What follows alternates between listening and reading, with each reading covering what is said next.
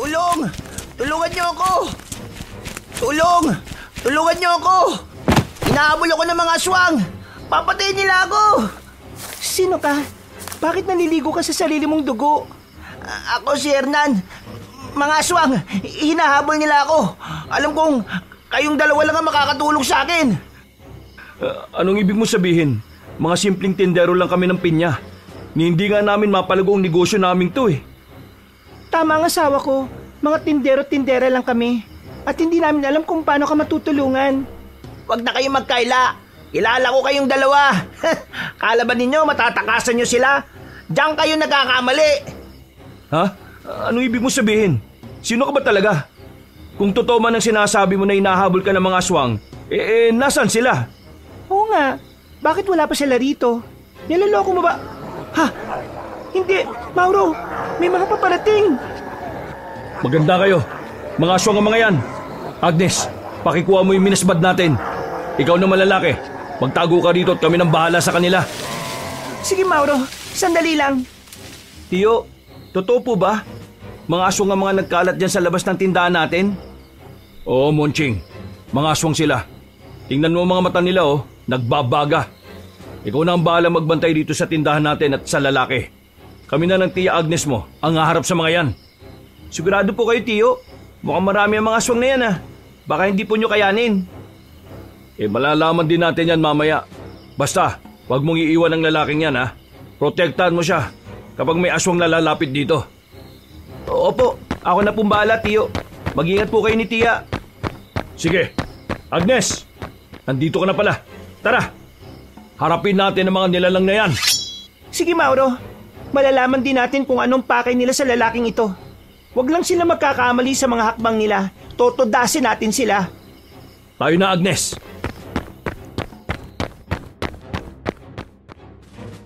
Sinundan ko ng tingin ko ang tiyahin at tiyuhin ko habang nagmamadaling lumabas sa tindahan namin ng pinya.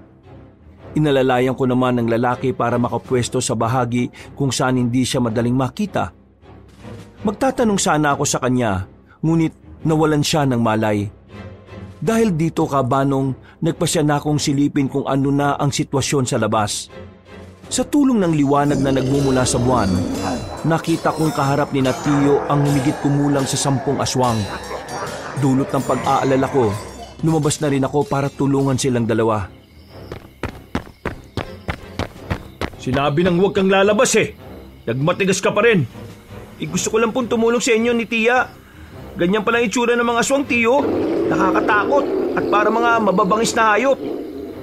Hindi mo dapat sila kinatatakutan, Monching. Mga salot ng lipunan na katulad nila. Kaya dapat pinupuksa sila. Pero kakaiba po ang lakas at liksi nila. Hindi ko sila mapuruan, Tiyo. Huwag mo munang isipin yan. Kapag marami na silang sugat, manghihina rin sila. Huwag kang papayag na mautakan ka nila Sila ang utakan mo. Paano po? Tagayin mo sila sa likod. Hindi nila magagamot yan. At kung hindi man sila mamatay sa lamang ito, sigurado na sa mga susunod na araw, hindi na sila makakabangon pa. Sige na, ito na muna natin sa kanilang pansin natin. Baka magtagumpay sila sa pagpatay sa lalaking humingi ng tulong sa atin. Hala, tagayin mo ang maabot ng minasbad mo. Sige po, ako na pong bahala, Tiyo. Dahil sinasanay na ako ni Tiyo sa pakipaglaban mula pagkabata, ginamit ko ang kakayahan kong yun. Wala akong naging pakialam kung saan ko matamaan ng mga aswang na sumusubok na lumapit sa akin. Pinagtatataga ko sila at napangiti ako nang makitang iilan sa kanila'y umaatras na lang. Kalaunan, isa-isang bumagsak ang mga aswang. Sinusubukan pa ng iba sa kanila na tumayo at lumaban, pero inapakan sila ni Tiyo at saka tinaga para matuluyan. Hindi mo dapat kaawaan ng mga aswang na ito. Kapag paiiralin mo ang awa, ikaw ang magiging talunan. Ayun po, Tiyo. Mukhang may natitira pang isang aswang. Tatakas pa yata, Ano kaya kung usisayin na lang po muna natin yan? Kung anong dahilan kung bakit nila hinahabol yung lalaki? Tama ka, Monching. Kailangan may makuha tayong impormasyon sa aswang na yan. Tara, Sumunod kayo sa akin. Aalamin natin kung ano yung pakay nila sa lalaki at kung bakit sila napadpad sa lugar na ito. Sige po, Tiyo. Lapitan na natin siya.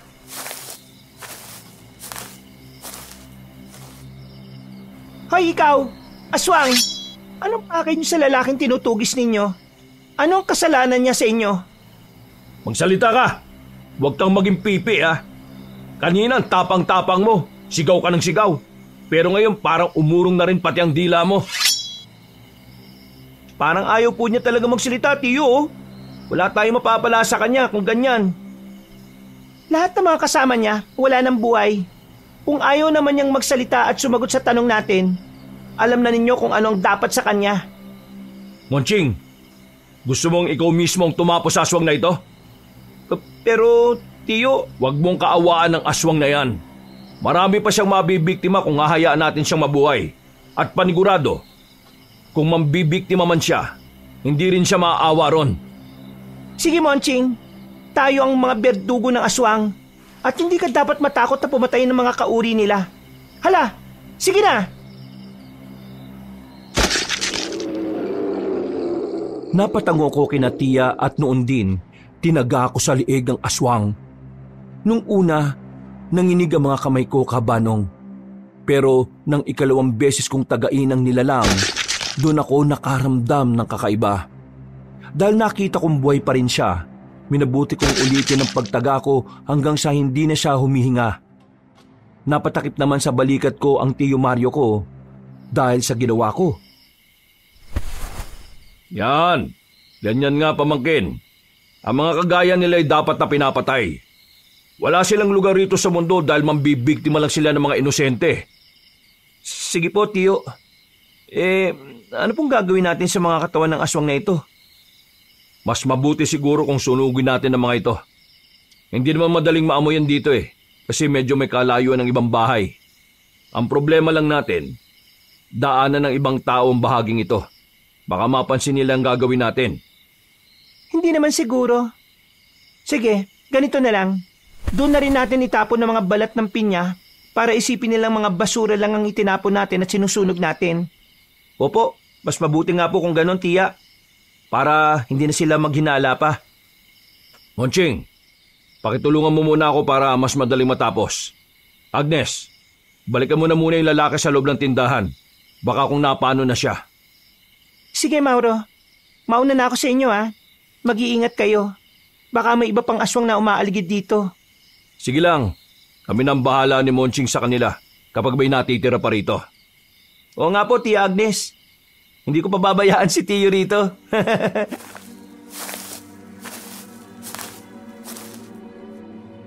Nang makauwi na si Tia, iniligpit na namin ni Tiyo ang mga bangkay ng aswang. Nang maitambak na namin yon sa hukay na nasa likod bahay, minabuti naming sunugin ang mga katawan nila. Napatakip na lang ako ng ilong dahil sa matapang na amoy noon na katulad ng inihaw na hito. Napatawa ng bahagya na rin si Tiyo sa akin nang makita niyang ginawa ko. Masasanay ka rin dyan. Ngayong may nakaharap na tayo mga aswang, hindi malabo na may aatake ulit sa atin. Ito ang pangyayaring pilit na aming tinatakasan ng Tia Agnes mo Pero, ewan ko ba? Tadhana nga talagang naglalapit sa amin sa kanila. Ano pong ibig niyo sabihin? Minsan na rin po ba kayong may nakasagupang aswang, Tiyo? Oo, Monching. Bago ka pa ipinanganak, mga manunugis na kami. Kinatatakutan kami ng mga aswang. Pero nang maipanganak ni Agnes ang pinsan mo, nagpa siya kaming iwan ng ganoong gawain. Pinsan? May pinsan po ako? Nasaan na po siya? Wala na siya. Pinatay siya ng mga aswang. Hindi ko makakalimutan ang gabi na aalis na sana kami para magpakalayo-layo. Pero inatake kami ng mga aswang. Pinatay nila ang anak namin. Kaya mula noon, natakot na kami magkaanak. Talaga palang napakawalang hiya nila, no? Siguro po, kung buhay siya, malakan na rin siya, no? Oo, Monching. Mas matanda siya sa iyo ng 5 taon. Sayang nga lang at maaga siyang kinuha sa amin. Nasaan na po ba yung mga aswang na gumawa nun sa pinsan ko? Hindi ko alam eh. Pero may palatandaan ako para malaman kung sila yon. Ano po yun, Tiyo? Sa susunod ko na sasabihin sa iyo, Monching. Sa ngayon, mas mabuting bumalik na tayo sa tindahan. Alamin natin kung ano ba talaga ang nangyari sa lalaking yon. Ay, o nga no. Sige po, Tiyo. Mas mainam pa ngang bumalik na muna tayo ron.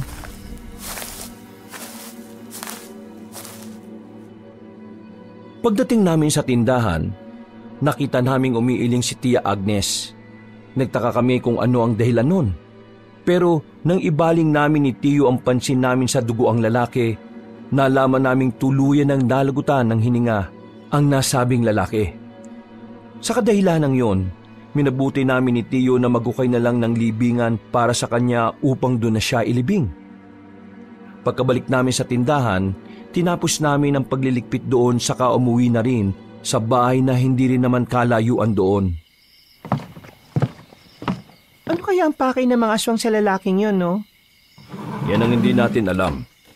Kung buhay lang sana siya, mauusisa natin siya kung ano talaga nangyari. Baka naman po may kasalanan siya sa mga yon, kaya siya tinutugis. Posible yung sinasabi mo. Pero sa palagay ko may mas malalim na rason sila. Hindi bali na. Ang importante sa ngayon hindi nila tayo babalikan. Hindi naman talaga tayo kasali sa gulo nila eh. Oo nga po, Tiyo. Tsaka wala rin naman tayong alam kung ano talaga yung nangyayari sa kanila eh. Huwag lang sila magkakamali na bumalik dito. Titiyakin natin na malalaman natin kung sino ang pinuno nila. At baka malaman natin kung sinong pumatay sa anak natin. Malapit na rin nating matuntun kung saan naglulungga ang mga aswang na yon. Manda sila kapag napatunayan natin kung sino ang may sala. Paano po ninyo malalaman kung sila nga yun? Ano po yung palatandaan nyo? Ang kwintas sa may 3 ngipin ng tao. Yan ang palatandaan namin. Sandali, ipapakita ko sa'yo. Nang makuha ni Tia Agnes ang sinasabi niyang kwintas, agad niyang ipinakita sa akin. Napalunok na lang ako ng laway ko nang malamang totoong ngipin nga ng tao ang naroon sa kwintas. Ipinaliwanag naman ng Tiyo ang patungkol sa kwintas. Kaya kahit papaano, nasagot ang mga tanong sa isipan ko. Yan ang kwintas na nakita namin malapit sa katawan ng pinsan mo. Siguradong pagmamay-ari ng mga aswang yan. Ang hindi ko lang alam kung anong uri sila at kung saan sila nagkukuta. Ano po kaya kung hanapin natin sila, Tiyo? Hindi madali ang sinasabi mo, Monching. Napakadelikado niyan. Hindi natin alam kung gaano kalakas ang magiging kalaban natin. Pero huwag ka mag-alala. Matutuntun din natin sila. Sa ngayon, ituon na lang muna natin ang ating pansin sa pagtitinda ng pinya. Tama ang Tiyo mo. Sila na mismo ang kusang magpapakita sa atin kagaya ng nangyari ngayon. Pagkakataon lang ang hinihintay natin para malaman kung sino ang pumatay sa pinsan mo at kung saan sila nagkukuta. Oo. Sa ngayon, mas mabuting matulog na muna tayo at magpahinga. Bukas, baka dumating na mga pinya mula sa liblib na baryo. Balita ko kasi, ngayong linggo sila mag-aani. Mabuti naman kung ganon. Halos mauubos na rin kasi yung ititinda natin eh. Paano kasi, marami ang kumukuha at ang ilan sa kanila, ginagawa pang inumin para ibenta sa mga paaralan. Oo nga eh. Mas mainam nga yung ganun. Para naman tuloy ang daloy ng pera natin. Sa panahon ngayon, pera na ang nagpapatakbo sa buhay ng tao eh. O sige na, matulog na tayo. Maga pa tayo bukas. Mamaya na pala. Madaling araw na eh.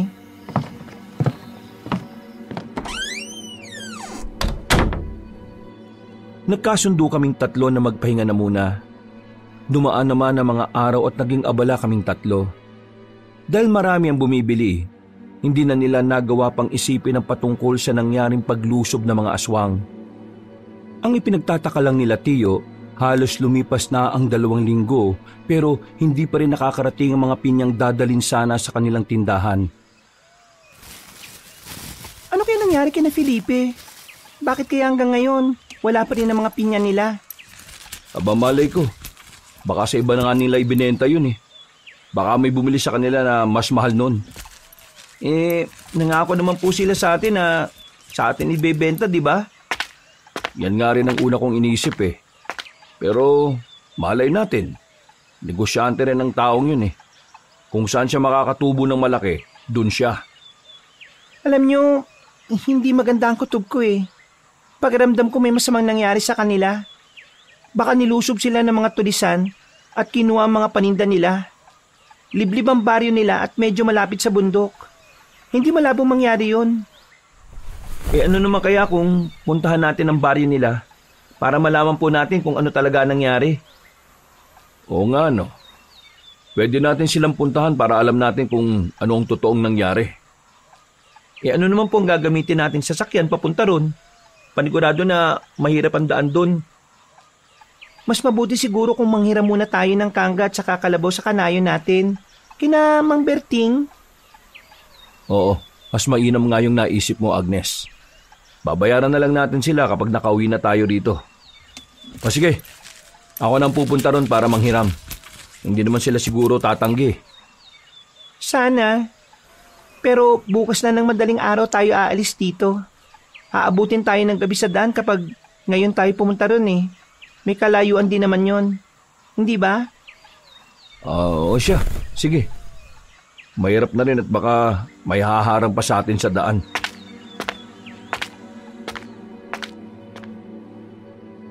Noon din umalis si Tio Mauro. Naiwan naman kami ni Tia Agnes sa bahay. Habang wala pa si Tio, ikinuwento ni Tia ang patungkol sa nangyari ng gabing umatake sa kanila ang mga aswang. Nakaramdam ako ng awa sa kanila, Kabanong. Lalo pa at makaraan ng ilang taon, hindi pa rin nila nakakamit ang hustisya. Kung hindi lang sana nila pinatay ang anak namin, ang pinsan mo, sigurado na sanggang dikit kayong dalawa. Hindi na naman nagkakala yung edad ninyo eh. Oo nga po. Yan din nga po yung sabi sa akin ni Tio eh. Siguro kung buhay siya, baka nga po hindi na ninyo ako inampun eh. Ano ka ba naman? Pamilya ka namin kaya hindi ka namin pababayaan. Parang anak na nga rin ang turing namin sa iyo eh. Basta po, nakakaya naman po siguro kung isisiksi ko yung sarili ko sa inyo.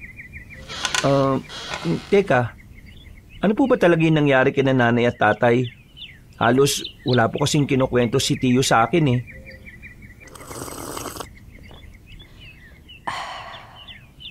Gusto sana naming itago ito sa'yo. At gusto rin sana naming kalimutan na nangyari sa kanila. Bakit po, Tia? Kagaya namin, ang mga magulang mo ay mga manunugistin ng mga aswang. Kasamahan namin sila. Pero nung nagkalansihan, isa sila sa mga napatay ng kalaban. Lansihan po? Ano pong ibig sabihin nun? Tinraidor kami ng isa naming kasama. Sinabi niya sa amin kung saan nandoon ang kuta ng isang pinunong gabunan. Yung pala, nakahanda na ang mga kalaban namin. Nasan po yung pinunong gabunan na nakalaban ninyo? Napatay na namin siya sa mismong araw ng sagupaang yon. Pero ang balita ko, may isa siyang anak na nakatakas mula sa amin. Hindi po kaya yun ang gumawa ng hakbang para patayin ang pinsan ko? Nasaan na po kaya siya ngayon, no? Yan din ang duda namin ng tiyuhin mo.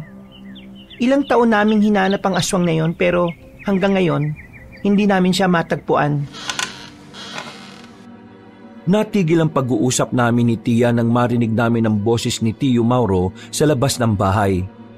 Pinuntahan namin siya at nakita naming hila niya ang kalabaw na meron ding hinihilang kangga. Inutusan ako ni Tio na bigyan ng makakaing dahon ng kalabaw. Agad ko namang sinunod ang sinabi niya.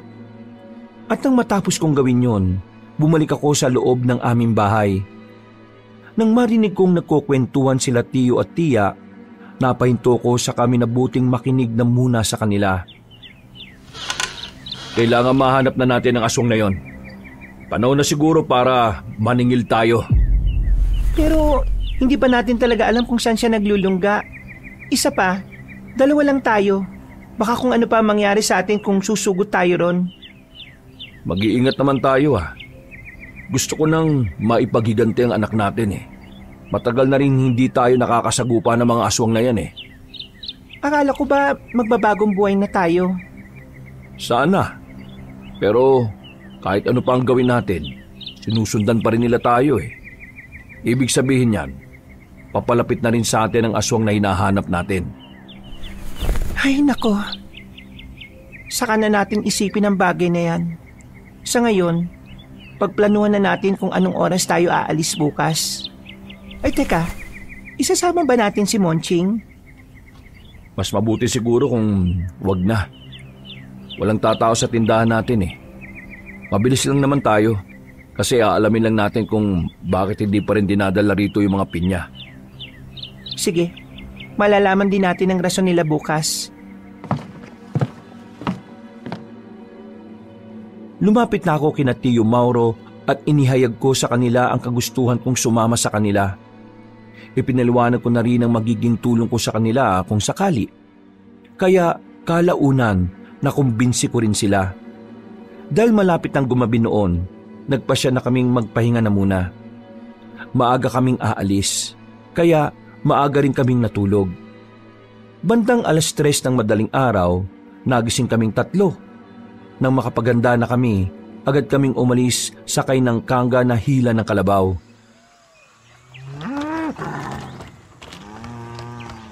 Mauro, natatandaan mo pa ba yung bahay nila? Medyo limot ko na kasi Halos 1 taon na rin tayong hindi nakakapunta ron. Oo, tanda ko pa. Pero kung sakali man na marami nang nagbago ron, magtatanong-tanong na lang tayo sa ibang tao. Mas mainam na yan na nga lang ang gawin natin. Kahit na magtatanong tayo, kailangan natin mag-ingat sa kanila. Unti-unti nang nagiging laganap ang mga aswang At baka may makakilala sa atin doon. Sige po, Tio. Mamaya kasi may nakakaalam na sa ginagawa natin sa mga aswang Baka may mga aswang din doon sa kanilang baryo. Basta, wag lang tayo magtiwala sa kanila. Ikaw, Monching, huwag kang lalayo sa amin Baka mapagdiskitahan ka ron. Opo, masusunod po, Tia. Huwag kayong mag-alala. Hindi po ako magiging pasaway sa inyo. Siguraduhin mo, Monching Mamaya, baka kapag may makita kang magandang dalaga ron, susundan mo Hay nako, kung may liligawan ka man o gagawing nobya, kilatisin mo muna Baka mamaya, aswang na pala yung naging kabiyak mo. Mahawaan ka pa niya. Kayo po talaga Basta, pangako po, magpapakabait po ako at hindi ako aalis sa tabi ninyo.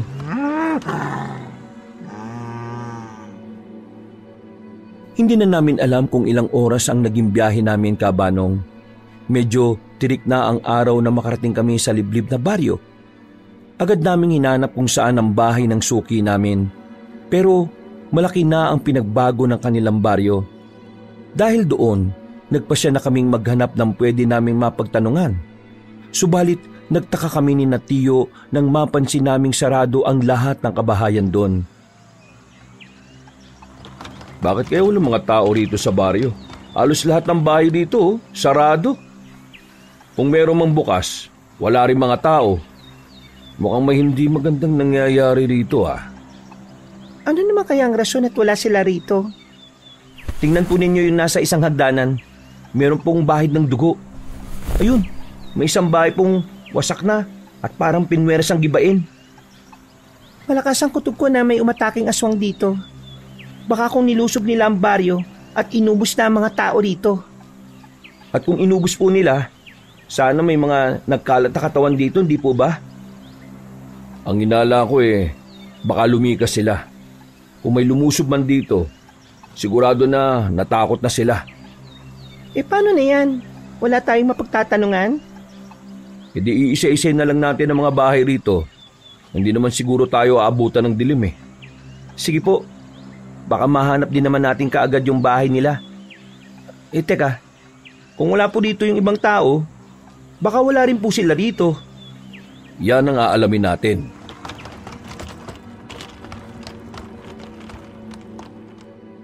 Hinanap namin ang bahay ng pinapakyawan namin ng mga pinya. Kalaunan, naalala ni Tiyo kung saan banda ang tirahan ng mga yun. Kaya doon na kami dumiretso. Nanlumo kaming tatlo nang makita naming sirari ng bahay nila. May mga bakas din ng dugo sa sahig at dingding nila. Nakita rin namin doon ang 3 kangga na may kargang mga pinya. Kaya naisip namin baka dadali na sana nila yon sa amin. Hindi maganda ito. Sigurado ako na nagsisimula ng maggasik ng lagim ang mga aswang. Ano nang gagawin natin ngayon? Wala rito ang suki natin at malamang pati sila pinaslang na ng mga aswang. Tiyo, Tiya, tinan po ninyo yung nakasabit sa hagdanan ng bahay nila oh. Teka, parang kwintas yan ah. At parang kawig po nung ipinakita nyo sa akin. Oo nga no. Sinasabi ko na nga ba eh. Malapit na tayo sa mga aswang na yan. Sandali, kukunin ko yung kwintas na yon. Kung ganon, ang grupo ng pumatay sa anak natin at ang umatake rito ay iisa lang. Sino kaya ang pinuno nila? Walang iba yan kung hindi ang anak ng pinunong gabunan na pinatay natin dati. Ano na pong gagawin natin, Tiyo? Dahil sa tagal na paghahanap natin ng bahay na ito, halos malapit na pong lumubog ang araw eh oh. Tayo na. Kinakailangan natin makalis tayo rito bago pa dumilim. Hindi natin alam, baka may mga gumagala na palang aswang dito. O baka naman gagawin na nilang kuta ang baryong ito. Tara na, bago pa nila tayo makita rito. Sapat nang nalaman natin ang posibleng nangyari at ang koneksyon ng mga aswang na sumugod dito sa mga pumatay sa sanggol natin.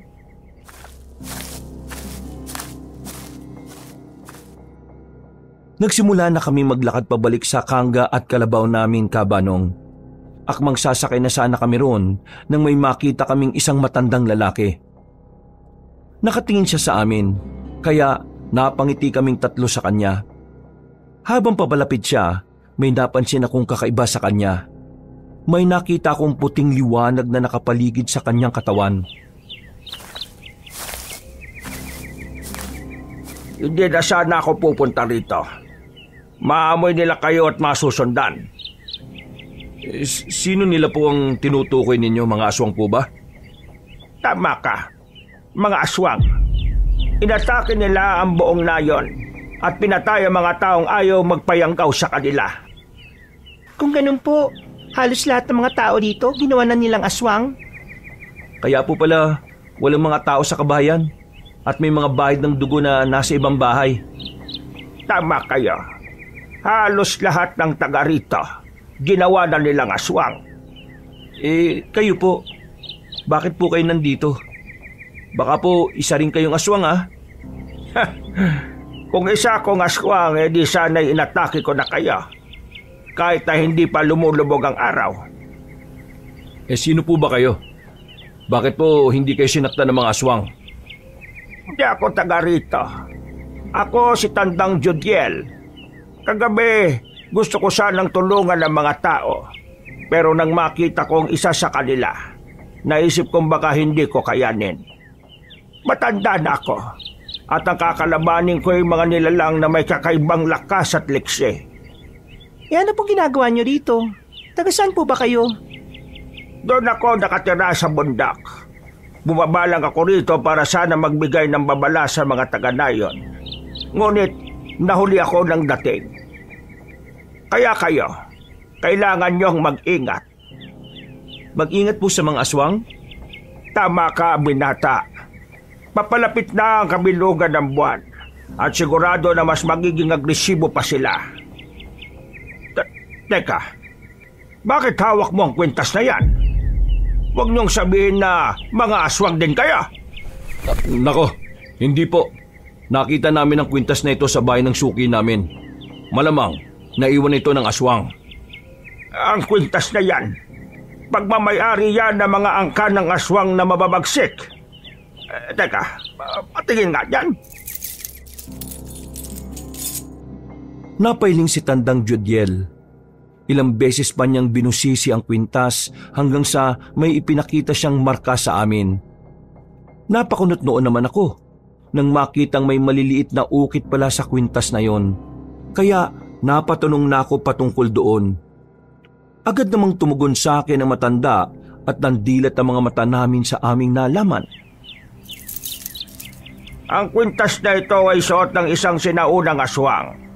Ibig sabihin, malakas ang tsansa na pagmamayari ito ng isang pinunong aswang o kung hindi man ay isa sa kapamilya niya. Kung ganun posible na pati ang pinuno ng mga aswang ay kasama sa mga umatake rito? Na siya rin pumatay sa anak namin? Pwes, mas madali niya kayong matutuntan. Alam po ba ninyo kung saan sila nagkukuta, Tandang Judiel? Yan ang hindi ako sigurado. Pero sa bandang kanluran ng bundok na makikita ninyo mula rito, may mga kalansay ng tao roon. Malamang malapit lang doon ang kuta nila. Tiyo, ano kaya kung puntahan natin ang bahaging yun ng bundok? Baka naroon nga sila. Mabibigyan na natin ng hustisya ang pagkamatay ni Pinsan. Huwag ngayon, Monching. Malapit na ang kabilugan ng buwan. Mas malakas sila at mas maliksi. Maghintay tayo ng tamang oras para dyan. Sa ngayon, mas maigi kung umuwi na muna tayo.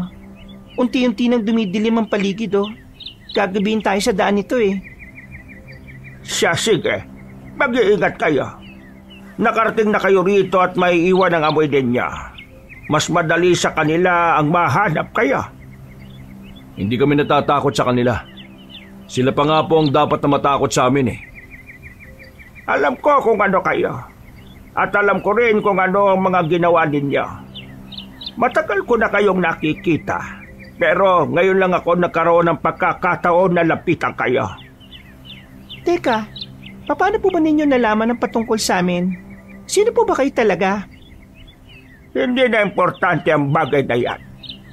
Sa ngayon, gusto kong malaman ninyo na hindi lang karaniwang aswang ang kalaban ninyo. Siya ay nahahanay sa mga sinaunang aswang na kung tawagin ay Baratungaw. Baratungaw? Paano po nangyari yun? Malakas ang kutob namin na anak ng pinunong gabunan na pinatay namin ang namumuno sa kanila ngayon Tama ka. Pero ang kanyang ina ay isang Baratungaw. At dahil sa sunod-sunod na mga ritual, naging puro ang dugo niya. Malakas siya at may kapangyarihang kontrole ng mga bagay na nasa paligid niya. Pero dati yon.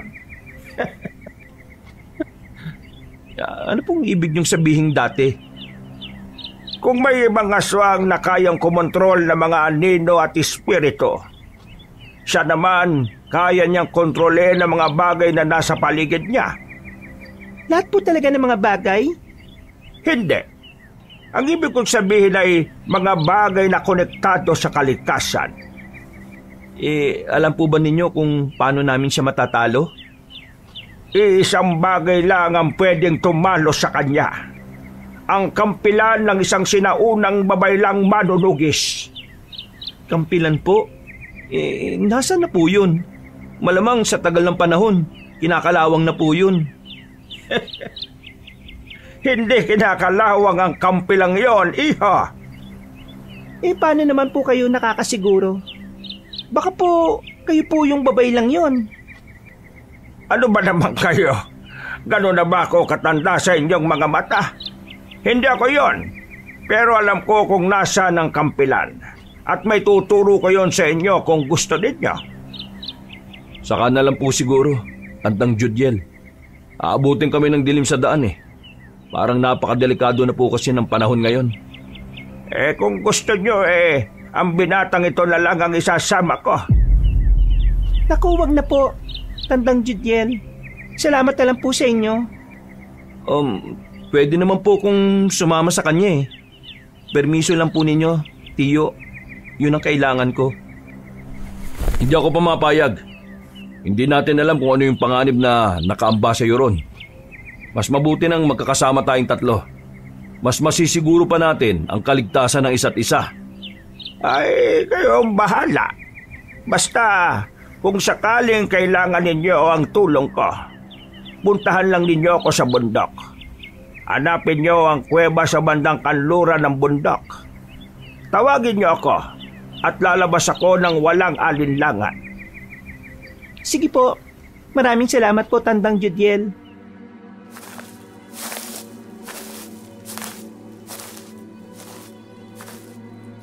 Matapos ng mahaba naming pag-uusap kasama ang misteryosong matanda, nagpasya na kaming sumakay sa kangga at nagsimulang bumiyahe pabalik sa aming baryo.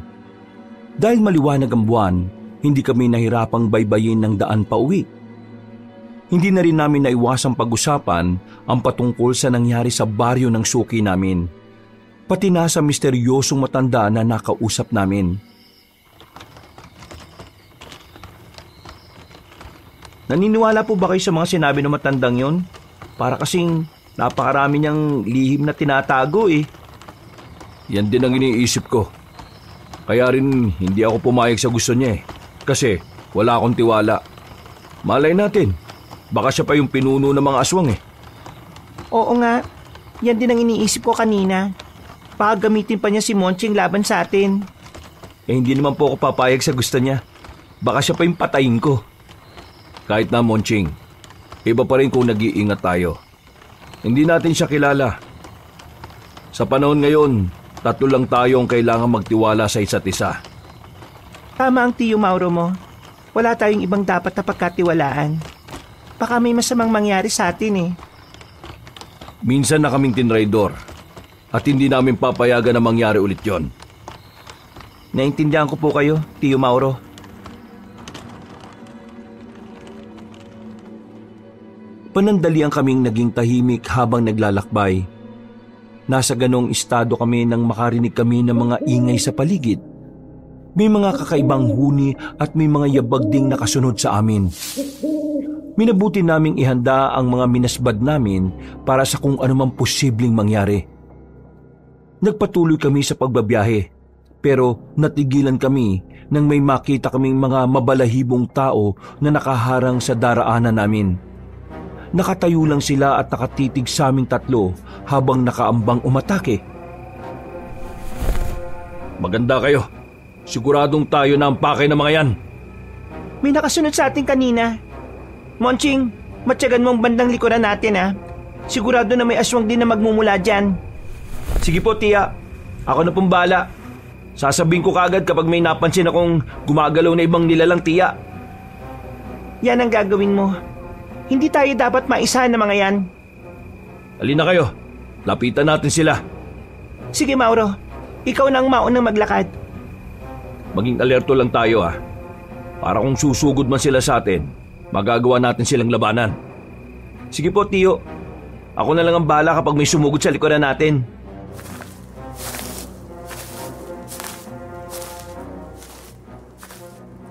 Bumaba kami sa kangga saka nagsimulang lumapit sa mga aswang.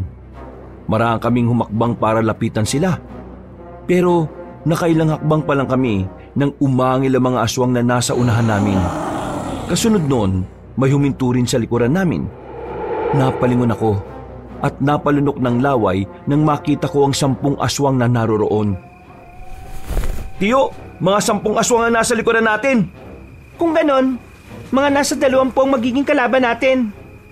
Medyo marami po. Makakaya po ba natin sila? Oo, makakaya natin. Basta magtutulungan tayong 3. Huwag tayo mag-iwaiwalay. Kailangan bantayan natin ang isa't isa para hindi tayo maisahan ng mga yan. Sige, mas mabuti pa nga yan. Yan na! Mukhang atake na sila sa atin. Hindi na kami nakapagsalita pa ni Tia Agnes nang biglang sumugod sa amin ang mga aswang na nasa harapan. Dahil sa pangambang baka may aatake sa amin, itinuon ko ang pansin ko sa bandang likuran. Nasa ganoong sitwasyon ako nang marinig ko ang sigaw ni Tia. Napalingon ako sa kanila at nang makita kong pinagtutulungan sila ni Tiyo, nagpasya na rin akong alalayan sila. Sumugod ako sa ibang aswang na kumukuyog sa kanila at walang pagdadalawang isip na pinagtatataga ko sila. Monching, protektahan mo ang tiyahin mo. Ilalayo ko ang ibang aswang sa inyo para mahati ang kanilang grupo. Sige po, Tiyo. Mag-iingat ka, Mauro. Kapag sumugod dito mga nasa likuran namin, kami na rin bahala ni Monching. Sige, mas mabuti pang ang yan ang gawin ninyo. Para mauna kong maubos ang mga nasa harapan natin. Humiwalay sa amin si Tio Mauro.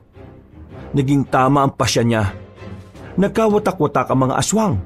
Kaya naging madali na rin sa amin ni Tia ang atakihin sila. Walang ano-ano, inatake ako ng 2 nilalang kaya agad ko silang inilagan. Bago pa man sila makasugod ulit sa akin, ako na mismo ang umatake sa kanila. Kahit na maliliksi sila, pakiramdam ko'y nagawa kong pantayan ng kakayahan nila ng mga oras na yon. Kalaunan, napabagsak ko ang 2 nilalang at upang masigurong hindi na sila makakabangon ulit, tinaga ko sila sa leeg. Mahusay ka na talaga makipaglaban, Monching. Napabagsak mo ang mga aswang na sumubok na umatake sa iyo. Kayo nga rin po eh. Teka, si Tio. Hala, wala na siya rito. Baka po tiningin na siya ng mga aswang na nasa likuran natin ah. Ayun, kinakalagkan nga siya. Tulungan mo ako. Kailangan natin siya iligtas. Patakbo kaming lumapit sa mga aswang. Naisip kong baka kinuyog siya ng mga aswang kasama na ang mga nakapwesto sa bahaging dinaraanan namin. Pagkalapit namin sa kanila, napaangil sila at inabahan kaming susugurin. Napasigaw naman si Tia para balaan ng mga nilalang. Napangisin naman ang mga yon at buong lakas na itinulak si Tio Mauro. Maswerte lang kayo dahil biniglaan niyo ako. Kung hindi, baka kung naubos ko pa kayo. Bibigyan namin kayo ng pagkakataong mamili. Aalis na kayo rito o dito na kayo mamamatay? Tio, ayos ka lang po ba? Oo, nagkataon lang na kinuyog nila ako eh. Nakampante kasi ako na nakabantay kayo sa ibang aswang. Nagulat na nga lang kami nang marinig namin ang sigaw niyo eh. Hindi pala kami ang punteriyan nila. Kayo po pala. Natigilan lang ang pag-uusap namin nang sumugod sa amin ang mga nilalang. Dahil katabi ni Tia si Tio Mauro, ako na ang mismong sumalubong sa kanila. Pagkalapit sa akin ng 3 aswang, walang takot ko silang nilabanan. Ilang beses din nila akong nakalmot, pero hindi ko ininda ang kirot na nararamdaman ko. Ipinagpatuloy ko ang pakikipaglaban sa kanila. Hanggang sa makita kong sinugod na rin ni Tio Mauro ang iba pang mga aswang. Kalaunan, dahil sa naging pagtutulungan naming 3, nagawa namin patayin lahat ng mga nilalang na naroroon. Mabuti na lang talaga natalo natin sila. Kung hindi, baka naging hapunan na nila tayo. Oo nga. Saka kung tayong 2 lang ang umalis, baka nga nalagay pa tayo sa alanganin. Mabuti na lang talaga at nanditong pamangkin natin. Salamat, Monching ah. Naku, walang anuman po, Tia Agnes. Kahit ano pa ang mangyari, nakahanda po akong tumulong sa inyo sa lahat ng oras. Maraming salamat talaga, Monching. Pero, alam mo, napabilib mo ako eh. Hindi ko akalain na mahusay ka na makipaglaban. Siyempre po, mahal po ako sa inyo eh. Saka, kayo po nagpalaki sa akin. Kaya kung ano man ang katangian nyo, nakukuha ko rin. O ano, tayo na? Mas mabuti pang umuwi na tayo at makapagpahinga. Oo nga eh. Pero magmula ngayon, kailangan na natin maging alerto sa paligid natin. Anumang oras kasi, aatake sa atin ng mga aswang. Huwag po kayong mag-alala. Tutulong po ako lagi sa inyo.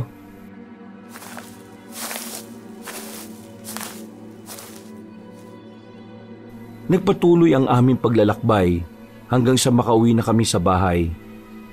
Hanggang sa mga sandaling yon, detalyado pa rin sa isipan ko ang nangyari.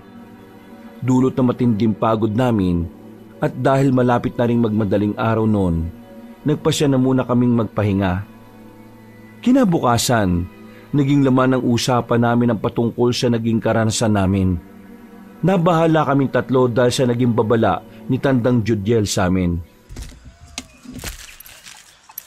Anumang oras, merong susugod na sa atin dito na aswang. Ang ipinagdarasal ko lang talaga, sana walang madami sa kanayo natin. Oo nga po, Tio. Total naman, sa atin ang gulong ito at wala silang kinalaman. Huwag niyong isipin yan. Mga aswang sila eh. Mga tuso at walang kinakaawaan. Mas maigi nang maging handa tayo. Hindi lang para sa ating mga sarili, kundi pati na rin sa mga kanayo natin. Sa bagay, meron ka naman punto doon, Agnes. Pero mas mabuti siguro kung wag na nating sabihin sa kanila ang patungkol sa mga aswang. Mas mababahala lang sila at sigurado na matatakot. Kawawa rin naman po ang mga bata. Sila ang pinaka-apektado kung mangyari man ang bagay na yan. Ganito na lang. Rumonda tayo tuwing gabi para makasiguro tayong walang aswang na umaaligid sa baryo natin. Yun. Maganda pong naisip nyo, tiya. Sa ganyang paraan po, masisiguro natin ang kaligtasan ng mga tao dito sa atin. Simula mamayang gabi, magronda tayo. Teka, sandali lang, Monching. Meron akong ibibigay sa'yo. Ano po ba yun, tiyo? Sa halip na sumagot, nagmamadali siyang pumasok sa kanilang silid. Sinundan ko na lang siya ng tingin at nang makabalik siya, may dala siyang maliit na bato na parang mga buto ng kung anong halaman. May hawak din siyang maliit na patalim. Napakunot-noo ako at agad na nag-usisa patungkol doon. Napangiti lang si Tia Agnes sa akin habang nakatingin sa naging reaksyon ko. Ito ang tinatawag na mutyan ng ulikbangon. Ibabaon ko ito sa balat mo. Ano ka ba naman? Natakot mo pa eh. Para saan po ba yan, tiyo? Ang mutyan ng ulikbangon ay magbibigay sa iyo ng karagdagang lakas at ligsi sa katawan. Kapag may nakabaong ganito sa katawan mo, asahan mong hindi ka basta-basta mamamatay. Totoo po? Paano naman po ninyo nasabi? Napatunayan na po ba ninyo yan, tiyo? Ay nako, maraming beses na, Monching. Ilang beses nang nalagay sa panganib ang buhay namin pero nakaligtas pa rin kami. Minsan nga, nag-aagaw buhay ako. Nilagyan lang nila ng tubig ang bulak, saka pinatak sa bibig ko. Aba, napabangon ako kagad at nawala pati yung mga sugat ko sa katawan eh. Aba, nakakamangha naman po, Tiyo Mauro. Talaga? Marami pang bagay dito sa mundo na hindi hayag sa lahat ng tao at hindi lahat ay kailangang ilantad sa kapwa-tao. Kung ibabaon po ninyo sa balat ko yan, sige po, payag po ako. Wala akong pakialam kung masakit man o hindi. Gusto ko rin po niyan. Sige, halika. Maupo tayo ron malapit sa bintana. Ibabaw natin itong ulikbangon sa balat mo. Sige po, tiyo.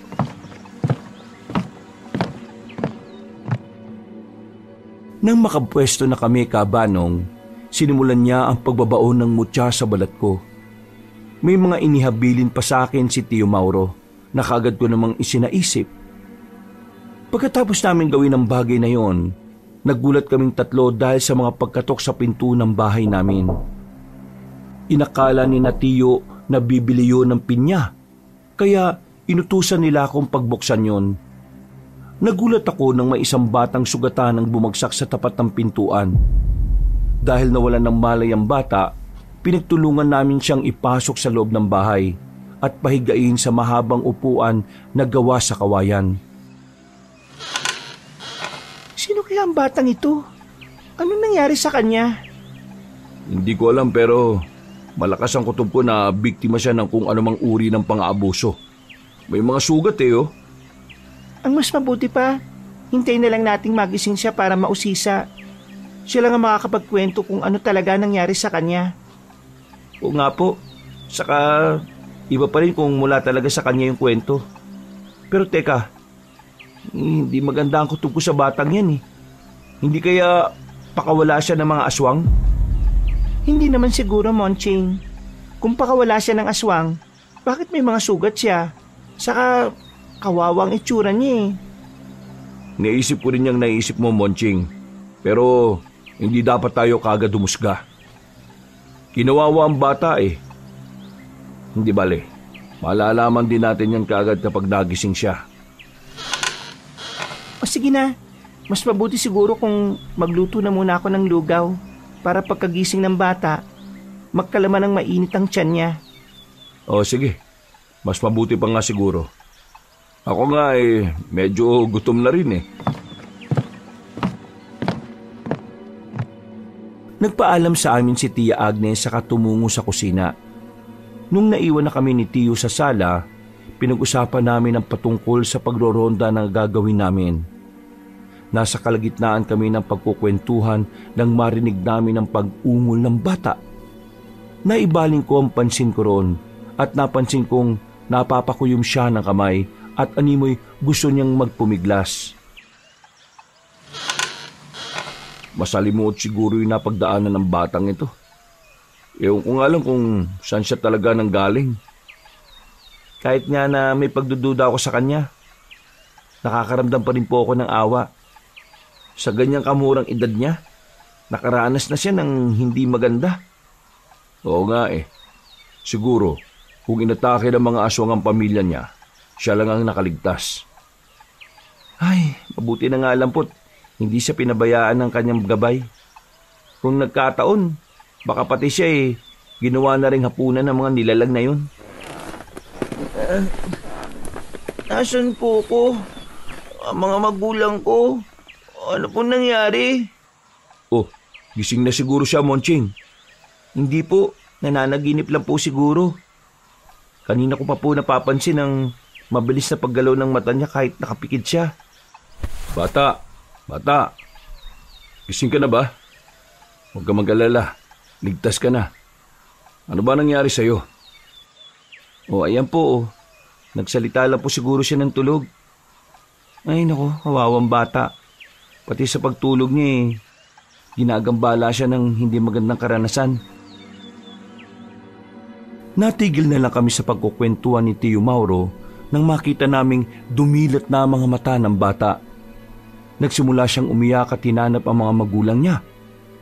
Agad naman namin siyang inalo hanggang sa tuluyan siyang kumalma. Sinabi namin sa kanya na nawalan siya ng malay sa tapat ng pintuan kaya dinala na namin siya sa loob ng bahay namin. Ano ba nangyari sa'yo? Bakit sugutan ka nang dumating ka dito? Nakita ko rin na pagod ka eh. May mga humahabol ba sa'yo? Ang mga aswang po, sila ang umahabol sa akin. Pinatay nila ang buong pamilya ko. At ako na lang po natira. Sinasabi ko na nga mabuti na lang at dito ka dinala ng iyong mga paa. Huwag ka mag-alala. Ligtas ka rito, bata. Ano nga pala ang pangalan mo, ha?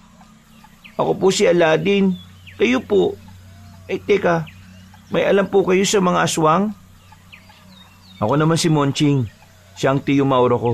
At ang tiyahin ko naman ay si Tia Agnes. Oh, Agnes. Nandito ka na pala.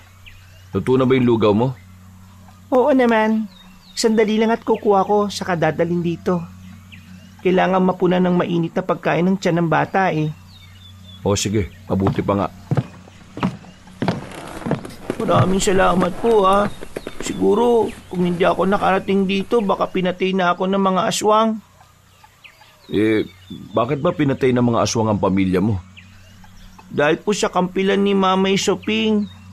Gusto po nila makuha yun sa amin eh. Kampilan? Bakit? Gaano ba kahalaga yung kampilan na yun para tugisin nila kayo? Teka. May nabanggit sa atin si Tandang Judiel patungkol sa kampilan ha. Baka yan na yung hinahanap natin. Alam po niyo yung patungkol sa kampilan? Hindi, baka mga aswang din po kayo ha. Baka kung ano po yung gawin nyo sa akin. Aalis na, oo. Kumalma ka lang. Hindi kami mga aswang, no? Kung hindi po kayo mga aswang, ano po kayo? Bakit po kayo may alam tungkol sa kampilan na hawak na iniingatan ni Lolo Judiel? Lolo mo yung matandang ermitanyo na yon? Opo, pero matagal ko na siyang hindi nakikita eh. At ang kampilan po na iniingatan niya ang gustong makuha ng mga aswang. Kung ganun, totoo ang sinasabi niyang kampilan ng sinaunang babaylang manunugis. Opo, ang may-ari nun ay ang ninuno namin si Mamay Suping. Teka po, saan po ba si Lolo? Kailangan ko masabi sa kanya ang nangyaring pagsugod sa amin ng mga aswang eh. Napatitig ako kay Tio Mauro. Napansin ko ang kakaibang ekspresyon ni Aladdin. Kaya hindi na ako nakasagot sa kanya. Maging ang tiyuhin ko, hindi na rin tumugon sa kanya. Nabasag na lang ang katahimikan sa aming tatlo nang dumating si Tia Agnes. Minabuti na muna namin kumain. Nagpakilala kaming tatlo sa kanya. Nagsimula na rin magkwento si Aladdin patungkol sa naging buhay nila hanggang sa sinalakay sila ng mga aswang. Nagkwento rin siya patungkol sa lolo Jujel niya. At kahit papano, may nalaman kami patungkol sa matanda. Magmula ngayon, dito ka natitira. Ligtas ka dito at hindi kami papayag na may masamang mangyari sa'yo.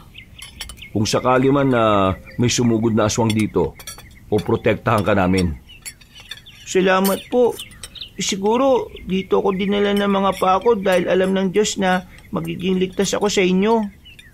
O sige na, pagkatapos mong kumain, gagamutin natin ang mga sugat mo. May mga maliit na damit pa naman dyan si Monching. Ikaw na munang gumamit nun.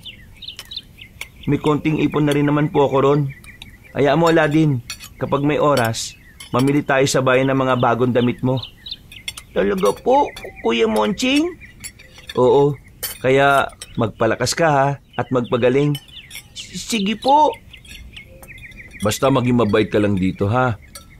Huwag kang lalayo sa bayat sa tindahan.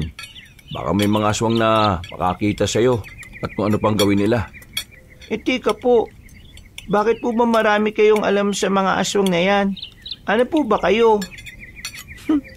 Hindi ba na kailangan pang malaman pa? Siguro sa susunod, kapag nasaksihan mo na kung ano ang pwede namin gawin sa kanila. Nang matapos kami sa pagkain, minabuti namin na magpahinga na muna si Aladdin. Kaming tatlo naman, pumunta sa tindahan para magsimulang magtinda ng pinya. Naging ganon ang takbo ng aming buhay magmula noon. Minsan, tumutulong na rin si Aladdin sa amin. Kaya hindi na kami ganon kaabala sa trabaho. Makalipas ang ilang linggo, may napansin kami kay Aladdin. Madalas siyang binabangungot tuwing gabi. Naisip namin na baka dahil lang yun sa karanasan niya. Kaya kapag alam namin na sobrang takot niya sa nagiging panaginip niya, ginigising namin siya kaagad. Isang gabi, nagising kami sa ingay sa paligid namin. Mainit ang pakiramdam ko ah. Malamang may mga kalaban sa paligid. Mga aswang ang mga yan. May mga naririnig rin akong ingay ng ibong tiktik. Ano pong gagawin natin, Tiyo? Tia? Teka, si Aladdin pala. Baka kung ano ang... Ha? Wala siya rito. Nakabukas din ang bintana. Malamang dinukot siya ng mga aswang. Monching, halika. Baka kung ano pang gawin nila sa bata. Sige po, mukhang nandito pa rin naman sila sa paligid eh. Sigurado maabutan pa natin sila kung sakali. Sasama ako sa inyo. Hindi pwedeng kayo lang ang haharap sa mga aswang na yan. Kung ganon, tayo na. Maging alerto lang kayo. At baka maisahan nila tayo. Monching, kung sakaling nagsisimula ng laban at kung makita mo si Aladdin, ikaw na bahalang sumagip sa kanya. Sige po, Tia Agnes. Kung makahanap ako ng pagkakataon at kung makikita ko si Aladdin, lalapitan ko kagad siya para iligtas. Bumaba kaming tatlo sa bahay at saktong lalabas na sana kami, narinig namin ang sigaw ni Aladdin na humihingi ng tulong. Sinipat ko ang paligid hanggang sa may makita akong dalawang mapupulang mga mata sa hindi kalayuan. Sa tulong ng malamlam na liwanag na mula sa sinag ng buwan, naaninag ko ang figura ng isang maitim na nilalang na merong katabing bata. Tiyo, nakita ko na kung saan banda si Aladdin. Hawak siya ng isang aswang. Sige na, puntahan mo sila at iligtas mo yung bata. Kami na ng tiyahin mo ang bahala sa ibang aswang na umaaligid dito. Sige na, Monching. Bago pa sumugod ang mga demonyong ito sa mga taga-nayon, kailangan masukpunan natin sila. Sige. Hindi rin natin kasi alam kung si Aladdin ba talaga yung pakay nila eh. Nang makita ko ang ilang aswang na papasugot sa aming tatlo, nagpasya na akong puntahan muna si Aladdin. Napailing na lang ako nang marinig ko ang mga pag-angil at mga sigaw ni Tiyo. Nasa kalagitnaan na ako ng pagtakbo papunta sa bata nang makita kong gumalaw sila. nabahala ako. Kaya mas binilisan ko ang paggalaw ko. Namangha pa ako sa aking sarili nang mapansin kong naging mabilis ang pagtakbo ko. At hindi rin ako nakaramdam ng pagkahapo. Pakawalan po ninyo ako. Ano po bang kailangan nyo sa akin, ha? Ang kampilan ng ninuno nyo, nasan? Ituro mo sa akin kung nasan. Hindi ko po alam kung anong tinutukoy nyo eh. Wala po akong alam dyan. Pakawalan nyo na po ko. Pakawalan mo ang batang yan. Wala siyang alam sa sinasabi mo. Bakit ba siyang iniipit mo? Huwag kang makisali rito, binata. Baka ikaw pa ang mapagbalingan ko ng galit. Wala kang kinalaman dito. Bakit? Kaano-ano mo ba ang batang ito? Wala po akong alam sa sinasabi nyo eh. Kung gusto nyo, sa ibang tao, lugar nyo na lang hanapin yung sinasabi nyo kampilan. Pakawalan nyo na po ko. Hindi. Hanggat hindi nyo ibinibigay o itinuturo kung nasaan ang kampilan, hindi ko pakakawalan ng batang ito. Kung hindi ka rin lang naman madadala sa pakiusap, mas maiging daanin natin to sa pakikipaglaban. Hinahamon mo ba ako? Hindi ako maaaring tumanggi dyan. Sige, pagbibigyan kita. Sige, lumapit ka ng gusto sa akin. Aladdin, bilis! Tumakbo ka na pauwi sa bahay. Isara mo na mabuti ang bintana at saka pintuan. Sige po, Kuya Monching. Pakaulan mo ako, aswang ka! Sige, takbo! Ikaw, binata, maghaharap tayo. Kapag napatay na kita, makukuha ko ulit ang bata at wala lang magiging hadlang sa akin. Hinugot ko ang minasbad ko, Kabanong. Nang makita kong papalapit siya sa akin, walang pag-aalinlangan ko siyang sinalubong. Maliksi ang naging galaw ng aswang, pero nagawa ko ring mailagan ng pag-atake niya. Nasa kalagitnaan na ako ng pag-ilag ng kanyang atake nang bigla niya akong nilundagan. Nagpambuno kami sa isa't isa, pero habang tumatagal, pakiramdam ko'y hinihigop niya ang lakas ko. Gayunpaman, nagpatuloy ako sa pakikipaglaban sa kanya at hindi ko hinayaang matalo niya ako ng agaran. Anong akala mo? Madali mo ako matatalo? Diyan ka nagkakamali. Isa akong baratungaw at kahit anong gawin ninyo, hindi kayo mananalo laban sa akin. Kung ganun, totoong sinabi ni Tandang Judgel. Baratungaw nga ang pinuno ng mga aswang na nananalasa dito sa lugar namin. Judgel, kilala mo siya? At bakit mo na siya kilala? Huwag mo sabihin na minsan ka na niyang natalo sa laban. Nagpapatawa ka ba? Isang ermitanyong yon sa hinahanap ko. Ngayon kakilala mo pala siya. Magagamit kita laban sa kanya at para maibigay niya sa akin ang kampilan. Diyan ka nagkakamali. Kahit anong gawin mo, hindi ako magpapagamit sa'yo. Mamamatay muna ako bago pa man mangyari ang bagay na yan. Hindi ako isang diwata ng mga kailingan. Pero kung ganyan lang din ang hiling mo, malugod kong toto pa rin yan.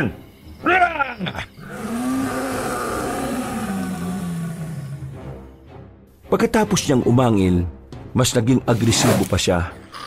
Pinagkakalmot niya ako sa bawat bahagi ng katawan kong madadampian ang kuko niya. Napangiwi na lang ako sa kirot na nararamdaman ko. Pero hindi ako sumuko, Kabanong. Dahil nabitiwan ko ang minasbad ko, sinubukan kong kapain yon. Ngunit hindi ko na yon mahagilap.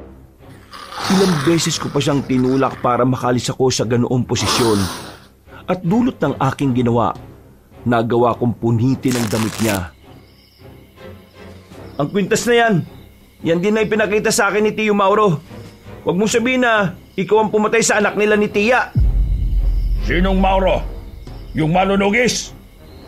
Gumanti lang ako sa kanila dahil sa ginawa nila sa ama ko. Ngayon, kapag napatay kita, magiging lamang na ako. Mapatay mo man ako, pero alam kong papatayin ka din nila, Tio. Ikaw na mismo nagukay ng sarili mong libingan dahil sa pagpunta mo rito. Napaangil siya. Sa hindi ko inaasahan, sinakal niya ako saka napatayo siya. Napalingon ako kina Tiyo at nang makita kong nakatitig sila sa aking direksyon, napasigaw ako para humingi ng tulong sa kanila. Patakbo naman lumapit sina Tiyo at Tia sa amin. Bago pa man sila tuluyang makalapit, ibinalibag ako ng aswang at tumama ang katawan ko sa malaking puno. Naaninag ko ang minasbad ko, kaya kahit masakit ang likod ko, sinikap kong makatayo para makuha yon. Nang makita kong sinugod ni na Tiyo Mauro ang aswang, sinikap ko ang makatayo para makalapit sa kanila. Anong pakay mo sa bata? Bakit gusto niyo siyang kunin? Ang kampilan. Ibigay niyo sa akin ang bagay na yon. Kung ayaw niyong madamay pati ang buong baryong ito. Anong kampilan ang sinasabi mo? Kung alam namin ang patungkol dyan, at kung nasa amin sana ang patalim na tinutukoy mo, di sana, hawak namin yan. Tama ang asawa ko. Kung ako sa'yo, mas mabuti pang Tiyo! Tingnan po ninyo ang kwintas niya. Katulad yan ang nakita ninyo. Yan din po yung nakita natin nang pumunta tayo sa suki natin, hindi po ba? Yan nga. Walang yakang aswang ka. Ikaw ang pumatay sa anak namin. Magbabayad ka! Pinagtulungan ni na Tia na atakin ang aswang. Dahil masyado pang masakit ang katawan ko, nanood na lang muna ako sa kanila. Hindi rin ako nakaramdam ng kaba para sa kanila. Dahil nakita kong nagagawa nilang sabayan ng liksi ng nilalang. Nasa kalagitnaan sila ng pakikipaglaban nang marinig ko ang pagsigaw ni Aladdin. Nabahala ako, kaya kahit masakit pa ang katawan ko, sinikap kong makatakbo papunta sa aming bahay. Iniwan ko si Tiyo na patuloy pa rin sa pakikipaglaban sa pinuno ng aswang. Pagkalapit ko sa bahay, nakita kong kinakaladkad ng dalawang aswang si Aladdin. Kuya, papatayin ako ng mga aswang na ito. Pinipilit nila akong ibigay ko yung kampilan eh. Pakawalan niyo ang batang yan. Wala sa kanyang kampilan. Ako nagtago nun. At kung gusto niyo makakuha sa akin yon, harapin na muna ninyo ako. Kuya Monching, ano po yung pinagsasabi nyo? Huwag ka mag-alala. Ako ang bahala. Makakaya ko sila. Oh, narinig nyo si Kuya Monching. Pakawalan na ninyo ako at ituturo niya kung nasan niya itinago yung kampilan. Pakawalan muna ninyo siya. Bilisan nyo! Lumakas ang kabog ng puso ko nang makita ko ang alinlangan sa dalawang aswang. Napahawak na ako ng maigpit sa minasbad ko noon. At naisip ko na kung hindi ko sila makukumbinsi, lalabanan ko sila. Ang tanging pinag-alala ko lang, baka kung anong gawin nila kay Aladdin. Magsasalita pa sana ako pero biglang hinampas ng isang aswang ang batok ng bata. Nabuwal si Aladdin at nanghina. Napangisi naman sa akin ng mga aswang na animoy hinihintay ang susunod kong gagawin. Kuya, mag-iingat ka sa kanila. Talunin mo silang dalawa. Sige, hindi ko sila atrasan, Aladdin. Teka, narinig ko pong sigaw ni Tia Agnes ah. Baka kung ano na po ang nangyayari sa kanila. Ang pinunong aswang pa naman na si Heraldo ang karap nila. Sige, tatapusin ko muna ang dalawang ito bago ko balikan si Tia. Hindi ko pwedeng hayaan ang dalawang yan nasaktan ka o dukutin. Kuya, mukhang... Sige, alik kayong dalawa. Kahit masakit pa ang katawan ko, hindi ko kayo aatrasan. Umangil ang dalawang aswang. Alam ko na ang susunod na mangyayari. Kaya inihanda ko ang hawak kong minasbad. Sa isang pagkisap ng mga mata ko, sabay silang umatake sa akin. Hindi naman ako nagpatinag at kahit medyo limitado ang galaw ko, ginawa ko ang lahat para labanan sila. Nasa kalagitnaan na ako ng pakikipaglaban sa kanila nang biglang may maramdaman akong matigas na bagay na tumama sa batok ko. Napalingon ako roon. Napatimbagang ako nang makita ang gabrasong sangang tumama sa akin. Tuluyang nagdilim ang aking paningin at nawalan ako ng malay. Paggising ko, Monching, nasaan ang bata? Si Aladdin. Ano nangyari sa'yo? Bakit nakaandusi ka sa lupa? Hindi ko po alam eh.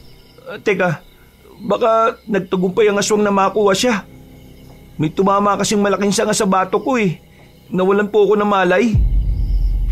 Napakawalang hiya ang pinunong Eraldo na yun Malamang, ginamit ang kapangyarihan niya para makontrol ang sanga na tumama sa batok mo.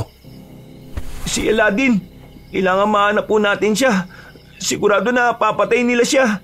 Sinubukan kong kutuin yung 2 aswang kanina pero mukhang hindi sila naniwala. Iligtas natin ang batang yon. Hindi tayo papayag na pati siya madamay sa gulong ito. Hindi ko hayaan na gawin din nila kay Aladdin ang ginawa nila sa anak natin, Mauro. Kung ganon, tara, hanapin natin ang kuta nila. Sundan natin sila. Sigurado na hindi pa naman sila gaanong nakakalayo.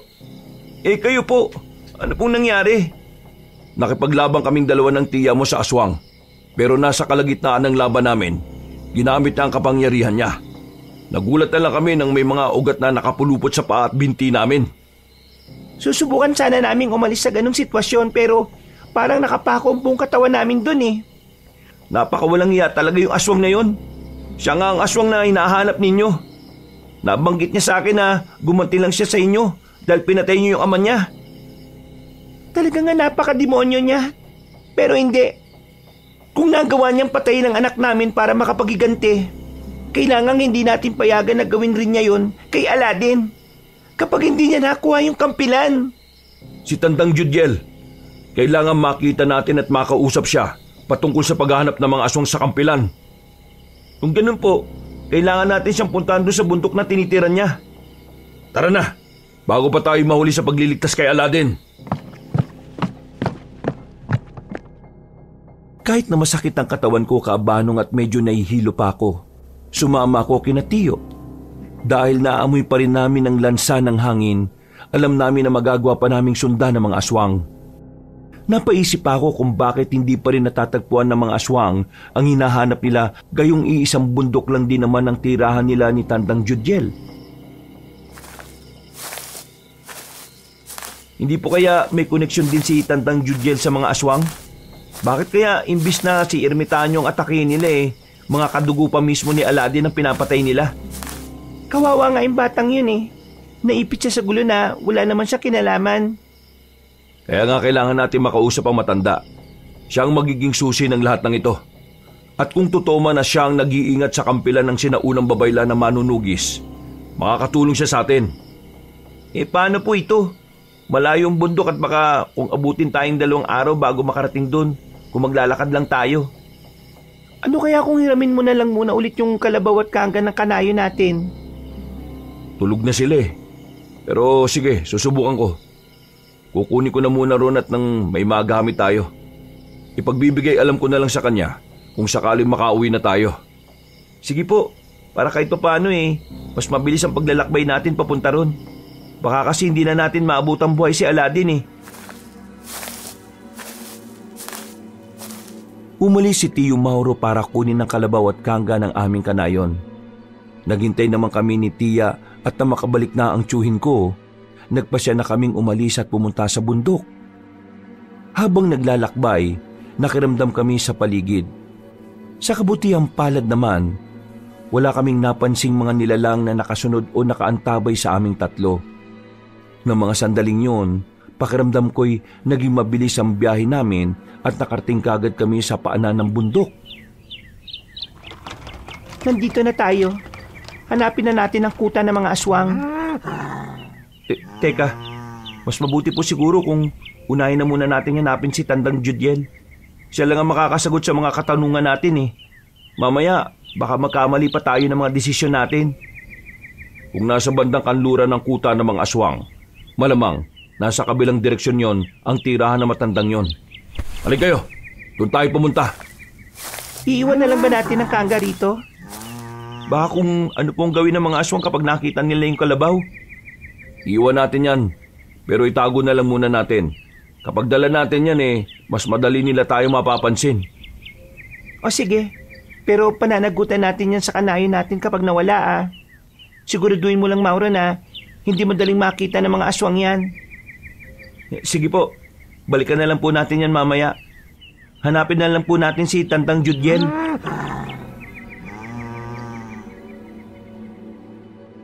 Dahil hindi namin alam kung saan talaga nakatira ang matandang ermitanyo, nagpasya kaming maglakad-lakad na muna. Naging maingat lang kami sa mga galawan namin at hindi kami gumawa ng ingay hanggang sa may maaninag kaming nilalang na naglalakad. Inisip namin na baka aswang na nagmamatsyag yun sa amin, kaya inihanda namin ang aming mga sarili. Walang ano-ano, nalaman namin na si Tandang Judiel yun, kaya agad namin siyang nilapitan. Ano ang ginagawa nyo rito sa ganitong oras? Alam ba ninyo na napakadelikado ng bundok na ito? Aktibo ngayon ang mga aswang. Nandito po kami para ipagbigay alam sa inyong nangyari sa kadugo ninyo. Binatay silang lahat ni Pinunong Eraldo at dinukot niya si Aladin.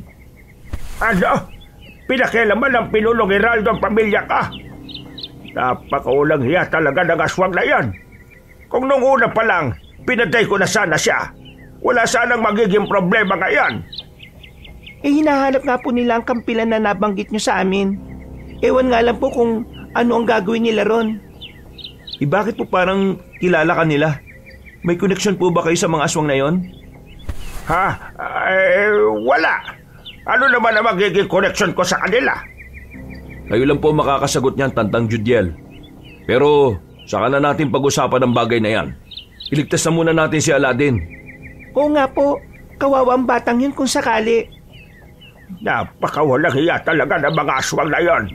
Ang akala nila makukuha pa nila sa akin ang kampilan ni Mamay Supeng. Ano pong ibig niyo sabihin, Tandang Judiel? Halika kayo. Sumama na muna kayo sa akin. Alam ko na darating ang araw na hahanapin ninyo ako. Saan po ba tayo pupunta? Sa kuweba ko. Nandoon ang hinahanap nila. Ang kampilan ng ninuno naming babaylan.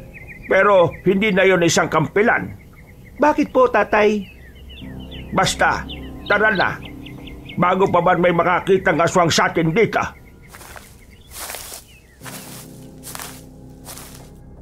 Napatango na lang kami kay Tatang Judiel at sumama na sa kanya. Makaraan ng ilang minutong paglalakad, nakarating kami sa tapat ng kuweba niya. Napamangha pa ako dahil kung tutuusin, madali lang namin palang matutuntun yon. Pinapasok niya kami at nang nandun na kami sa loob, meron siyang kinuha sa ipinakita sa amin. May sulo naman sa loob, kaya kahit papaano'y nakita namin ang naturang mga bagay. Ito ang hinahanap nila. Teka, hindi naman po yung kampilan ah. Oo nga po. Saka isa pa po, Tandang Judiel, malaki ba ang kampilan na yun para makagawa kayo ng 3 patalim, 2 sansibar at 1 punyal? Hindi rin naman. Pero may inihalo ko ritong kakaibang metal na siyang magbibigay ng karagdagang kapangyarihan sa mga patalim na ito. Ano naman po metal na nilagay niyong inihalo ninyo, Tandang Judiel?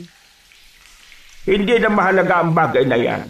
Basta gamitin nyo ito para kalabanin ng aswang na si Eraldo. Kailangan mapatay nyo ang baratungaw na yon. Kayo mag-asawa. Kayong humawak ng sansibar.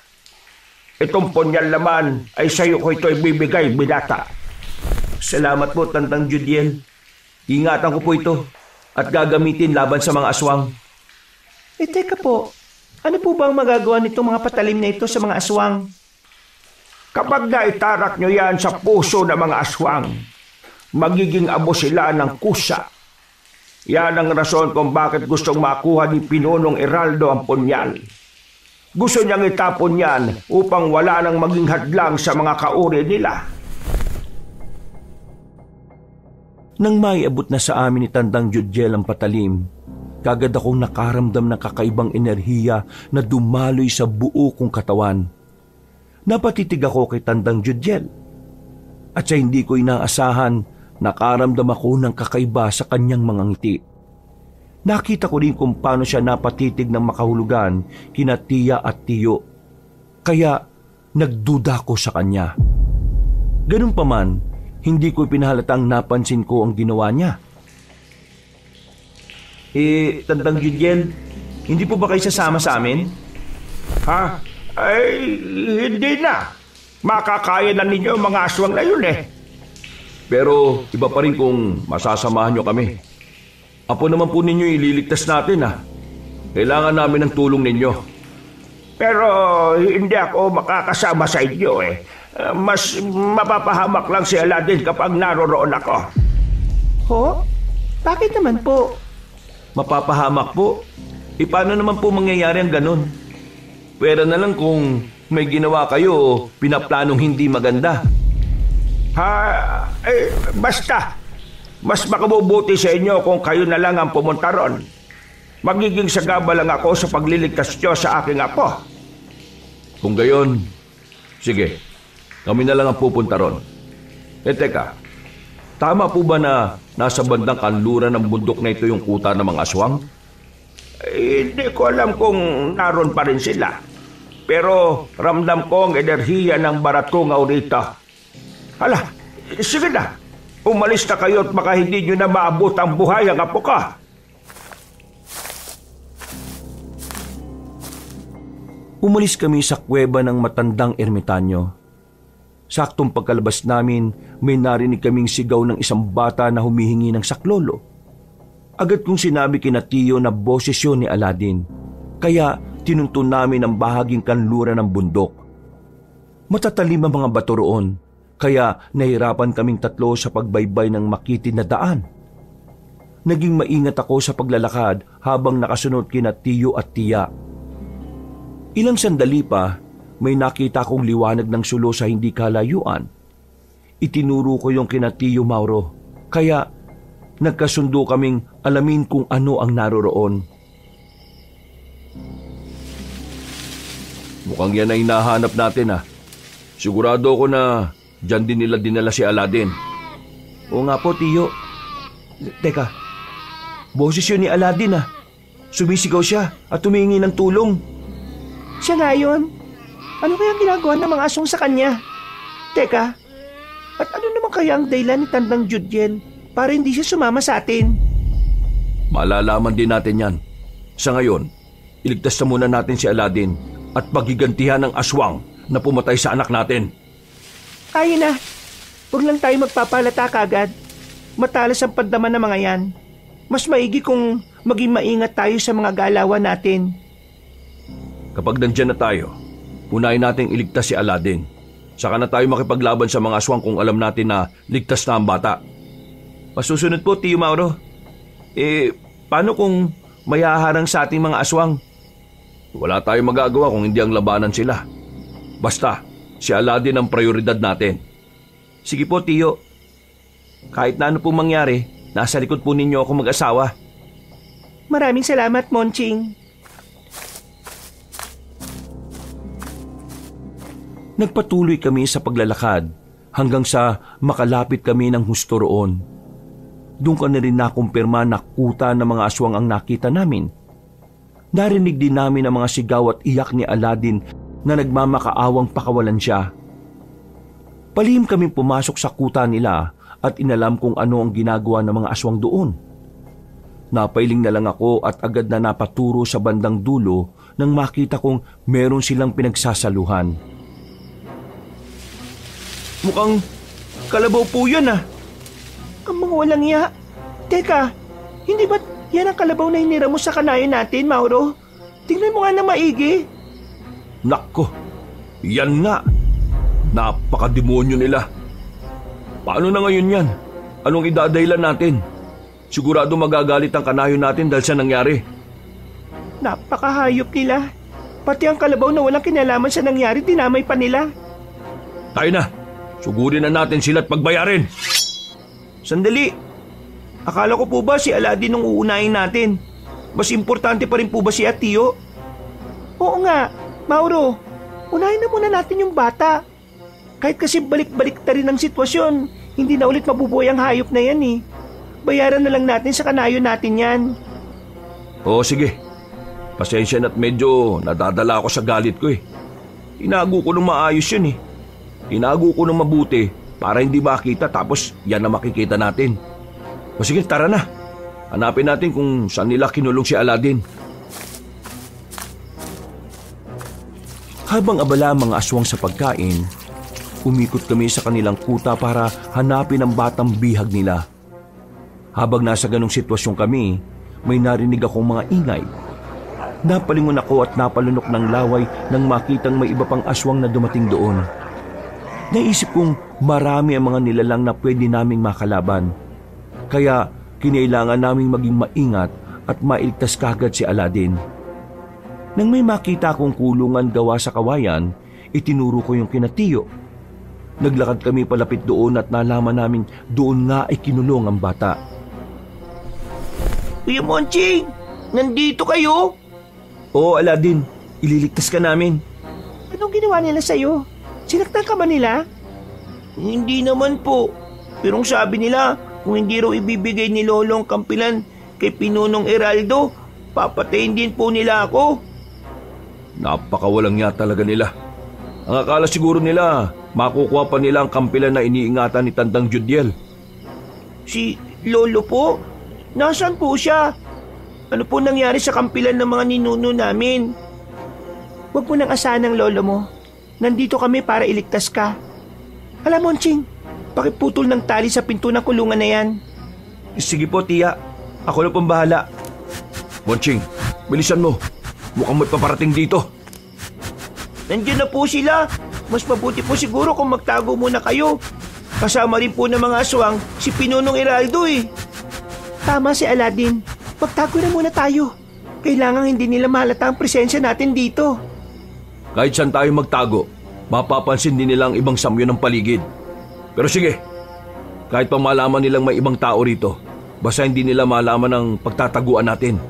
Hindi pa rin naman mabubulilyaso ang plano natin.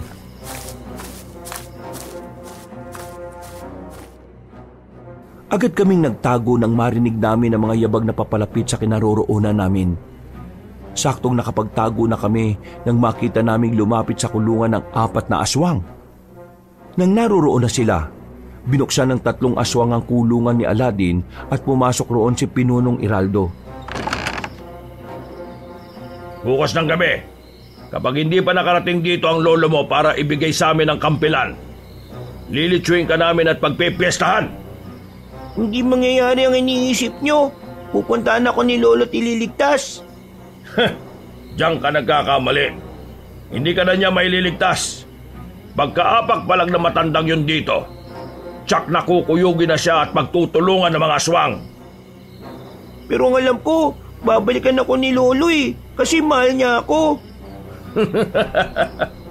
Kung mahal ka niya, hindi sana niya kayo iiwan. Pinili sana niya kayo kaysa sa pagiging ermitanyo. Hindi ka niya mahal, bata. Hindi ka niya mahal. Hindi po totoo yan. Mahal ako ni Lolo. Kayo po hindi mahal ng magulang ninyo, aswang. Kung alam mo lang kung anong ginawa ng lolo mo sa angka namin. Siya ang dahilan kung bakit namatay ang mga magulang ko. Kung hindi lang sana niya itinuro ang kuta namin sa mga manunugis, hindi sana namatay ang buong angkan ko.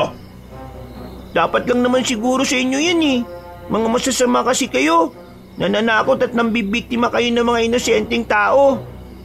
Alam mo, dito lang din sa bundok na ito nakatira ang lolo mo eh. Kaya malamang, alam na niya na hawak kita. Sige, ganito.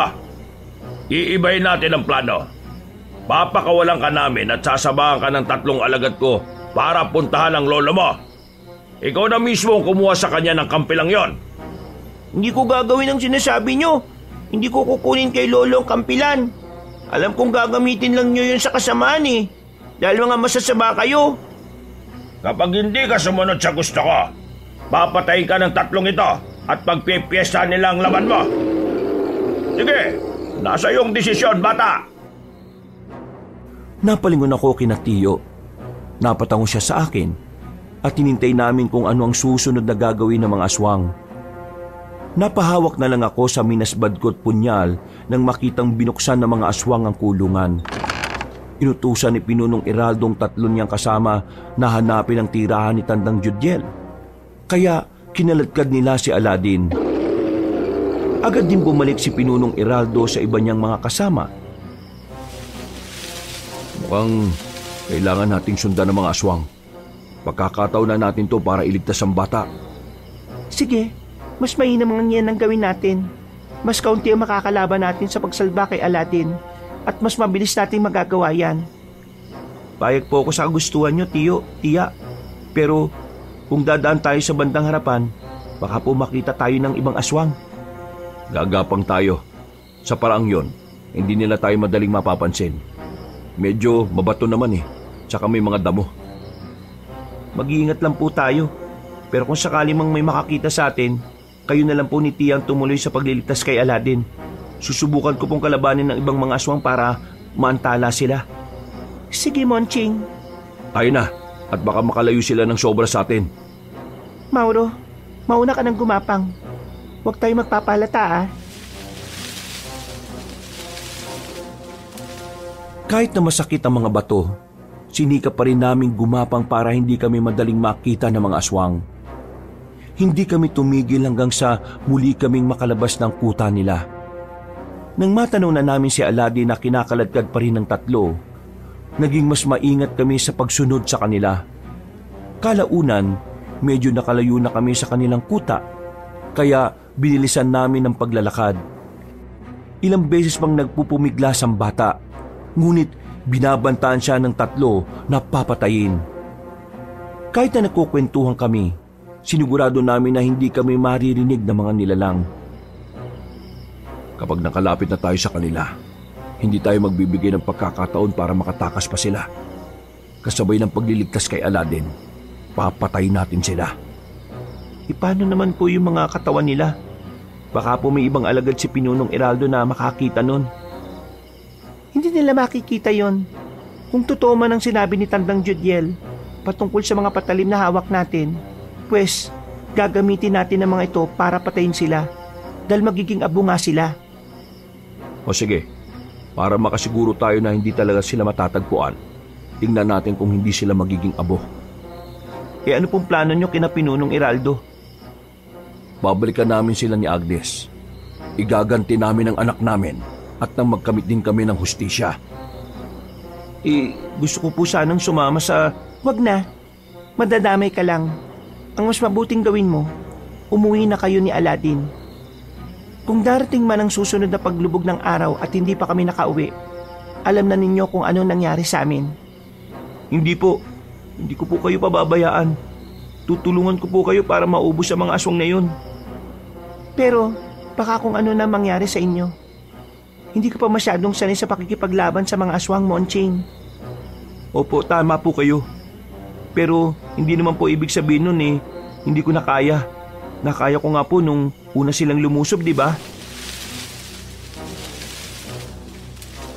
Natigil ang pagkukwentuhan namin ng ilang dipa na lang ang layo namin sa mga aswang. Mas naging maingat kami. At nang makalapit na kami sa kanila, sakto ring humarap sila sa amin. Binitiwan nila si Aladdin at umatake sila. Nilabanan namin silang tatlo gamit ang mga patalim na ibinigay sa amin ng ermitanyo. Ilang beses bang sumubok ang mga aswang na sunggaban kami, ngunit nagawa namin silang mailagan. Nang magkaroon ako ng pagkakataon, inikutan ko ang nilalang saka itinara ko ang punyal sa bandang likod niya na katapat ng kanyang puso. Napalingon na lang ako kay Aladdin nang marinig ko ang boses niya. Ang galing mo talaga, Kuya Monching. Kahit na maliksi ang aswang na nakalaban mo, nagawa mo pa rin siyang maisahan. Ganun talaga, Aladdin. Maswerte nga lang ako at nagawa kong... Ha? Hindi! Tama nga si Tandang Judiel sa sinabi niya. Kuya, ang aswang, naging abo po sila. Oo nga, yan din ang sinabi sa akin ng lolo mo. Magiging abo ang mga aswang na matatamaan sa puso nitong punyal. Saka ng mga sansiban ni Natiyo. Teka, Kuya Monching, si Natiyo at Tia pala. Ayun sila nakikipagpambuno sa mga aswang at nabitiwan nila ang mga patalim nila. Teka, lalapitan ko muna sila tutulungan. Mag-iingat ka, Kuya Monching, ha? O sige na, huwag kang aalis dito magtago ka lang. Sumigaw ka kagad kapag may ibang aswang na lalapit sa'yo. Hindi ko na hinintay pa na makasagot si Aladdin. Nang makita kong inibabawan ng aswang si Tia Agnes, napatakbo ko para lapitan sila. Dinampot ko ang nabitiwan nilang sansibar at walang pagdadalawang isip na tinaga ang batok ng aswang. Nasugatan ko siya, ngunit mababaw lang ang naging sugat niya. Napalingon pa siya sa akin at nang akmang tatayo siya, agad ko siyang sinaksak sa dibdib. Napaungol na lamang ang aswang at makaraan ng ilang sandali, nasunog siya at naging abo. Napanganga pa si Tia at halos hindi makapaniwala sa nasaksihan niya. Ganyan din ang nangyari sa aswang na kinalaban ko. Dapat nga sa kanila yan. Natalo na rin po ninyo yung aswang na nakalaban nyo, Tiyo. Nauna ko kasing tulungan si Tia nang makita kong gihado na siya eh. Ayos lang. Nakaya ko naman patayin yung aswang eh. Nung una, medyo hirap ako. Pero nang magkaroon ako ng pagkakataon, ginamit ko yung sansibar at itinara ko sa dibdib niya. Mabuti naman at wala kang ganong galos, Mario. Ang akala ko kanina patatalo ka na ng aswang eh. Malabo po mangyari yan, Tia. Mahina naman yung 3 aswang na yun eh. Siguro po, kung si Pinunong Eraldo mismo, baka talagang mahirapan tayo. Teka, ang Pinunong aswang pala. Kailangan balikan natin ang kuta nila. Tatapusin natin ang nasimulan natin ito. Sige, bago tuluyang mag-umaga, kailangan na nagawa na nating mabigyan ng hustisya ang anak natin. Tutulong po ko sa inyo para mas mabilis natin mapuksa ang lahat ng mga aswang doon. Wala akong pakialam sa mga alagad niya. Ang baratungaw lang ang gusto kong mapatay. Magbabayad siya sa naging kasalanan niya. Tayo na. Baka pinasundan pa niya yung 3 aswang at malaman nila ang nangyari. Monching, mas mabuti siguro kung dalhin mo muna si Aladdin sa kuweba ng lolo niya. Mas ligtas siya doon. Ayoko po. Mas gusto kong sumama sa inyo. Baka kung ano pang gawin ni lolo sa akin eh. Ha? Anong ibig mo sabihin, Aladdin? Si lolo, dati siyang mirko ng mga aswang. Isa po siyang manggagamot nila. Pero naging traidor siya kaya kaming pamilya niya ang binalikan. Kung ganon, yung palang koneksyon na matandang yun sa mga aswang. Kaya pala ganon na lang ang galit nila. At tumiiwas din siya sa mga nilalang na yun. Ang ipinagtataka ko lang, bakit kaya ganon ang titig niya sa atin bago tayo umalis ng kuweba niya? Baka meron siyang binabalak. Hindi ko po alam kung mabait po siya o masama eh. Isang beses ko lang din po siyang nakasama. Pero may naikwento po dati si tatay sa akin. Si lolo raw ang naging rason kung bakit po naging mas mahina ang baratungaw at namatay ang iba niyang kalahi. Si Pinunong Eraldo ba, Aladdin? Opo, siya na lang po natitirang baratungaw sa lahi nila eh. Nilason din siya ni lolo kaya limitado ng kapangyarihan niya. Nilason? Paano naman niya nagawa yun, Aladdin? Hindi ko po alam eh. Basta yan po yung kwento sa akin dati ni tatay. Teka, sino bang tatay mo? Baka naman kilala din namin siya. Herman po ang pangalan niya, pero hindi na po siya umuwi sa amin eh. Ang nanay at ang mga tiyahin ko nang naging kasama ko mula nang umalis siya. Napatitig na lang ako kina Tiyo at Tia. Naalala ko ang lalaking duguan na pumunta sa amin dati at napagtanto ko na katulad din ang sitwasyon niya kay Aladdin. Noong mga panahong yon, nagkasundo kaming bumalik sa kuta ng mga aswang.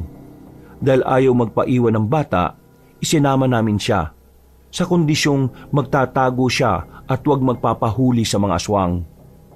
Nung nasa labas na kami ng kuta ni na Pinunong Eraldo, narinig namin ang boses ni Tandang Judiel. Nasaan na nga po ka? Anong ginawa niyo sa kanya? Wala na. Malamang sa mga oras na ito, pinagpipiesta na siya ng mga alagad ko. Pupunta ka sana nila sa kuweba mo eh. Pero ngayon nandito ka na. Mabibigo sila. Mga walang hiya. Pati ang apo ko dinamay pa din niya. Magbabayad kayo sa akin. Ikaw ang dapat na magbayad sa mga kasalanan mo. Mga kasama, paligiran niyo ang matandang ermitanyong ito. Ay teka, nasaan ang kampilang hinahanap ko? Akin na muna ang apo ko. At ipagkakalob ko sa inyo, kampilan. Hindi. Mauna ka magbigay ng kampilan sa akin. At paano ko masisiguro na ligtas ka, apo ka? Akala ko ba'y dinala siya ng 3 alagad mo? Huwag mo akong lokohin, Eraldo. Hindi kita niloloko, tanda. Nang mga sandaling yun, nagpasya kaming iwan na muna sa labas ng kuta si Aladdin. Nang masiguro namin na hindi na siya madaling makita ng mga aswang, muli kaming pumasok sa kuta nila. Saktong pagkapasok namin, nakarinig kami ng mga pag-angil. Napahawak na lang ako sa minasbad at punyal ko nang makitang nakikipaglaban na ang matandang ermitanyo sa mga aswang. Hindi ko rin napigilan ang pagkamangha ko sa kakaibang kakayahan sa pakikipaglaban ni Tandang Judiel. Tulungan natin si Tandang Judiel, kahit pa na hindi natin alam ang totoo niyang pakay sa atin. Sige, Mauro. Ang kalaban ng ating kalaban ay kaibigan natin. Tara na po, mukhang lugi na si Tandang Judiel eh. Mas marami sila. Kung kailangan madaliin natin ang paggiganti, gawin natin. Hindi natin sila bibigyan ng pagkakataong mabuhay pa. Oo nga po, baka makapagiganti pa sila sa atin eh. Unahin na muna natin si Pinunong Iraldo. Kapag napilayan na ang mga aswang na yan, magiging mahina sila at mas madali silang matatalo. Ayun po si Pinunong Iraldo oh. Nakatayo siya sa bandang dulo habang pinapanood ang mga alagad niya at si Tandang Judiel. Tara, pagtulungan natin siya. Mabilis kaming lumapit sa baratungaw, ngunit nang ilang dipa na lang ang layo namin sa kanila, napalingon siya sa amin. Agad niyang inutusan ng iba niyang kasama na salubungin kami at patayin.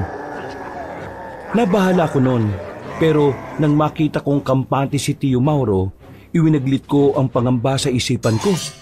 Nilabanan namin ang mga aswang na umatake sa amin hanggang sa isa-isa na naming napatumba mga yon. Naibaling ko na lang ang pansin ko kay Pinunong Iraldo nang marinig ko ang angil niya. Doon ko nalaman na nakikipagpambuno sila sa isa't isa ni Tandang Judiel habang nagbabangayan. Hindi mo na makukuha pa ang kampilan kahit na anong gawin ba? At paano mo naman nasisiguro ang bagay na yan?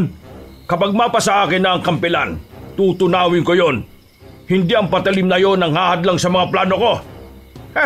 Nakakatawa ka, Iraldo. Hindi mo na makukuha ang kampilan dahil winasa ko na yan. Anong ibig mong sabihin? Malalaman mo na lang yon kapag malapit ka ng lagutan ng hininga baratungaw. At kung nakita mo lang sana kung paano ko pinatay ang iba mong kalahi gamit ang kampilan na yon, malulubo ka talaga. Walang iya ka, ermitanyo. Nagtiwala kami sa iyo. Pero anong ginawa mo? Tinraidor mo kami. Dapat lang din naman sa inyo yan. Walang karapatan dito sa mundo ang mga kagaya ninyo. Ikaw ang walang karapatang mabuhay, Tandang Judiel. Kayong dalawa ng apo mo.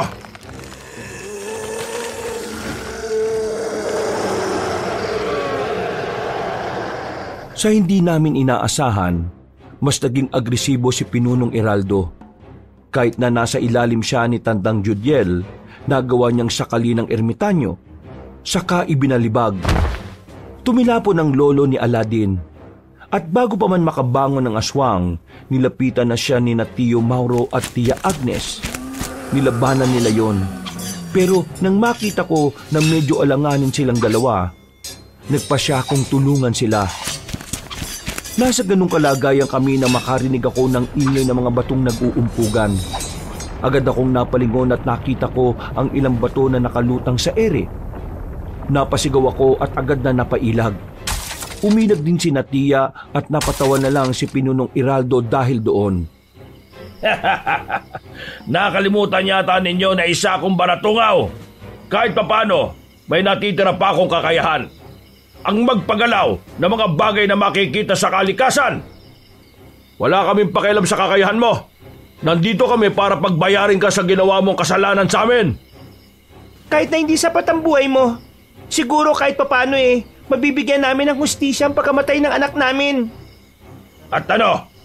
Baliwala na lang din ang ginawa niyo sa ama ko?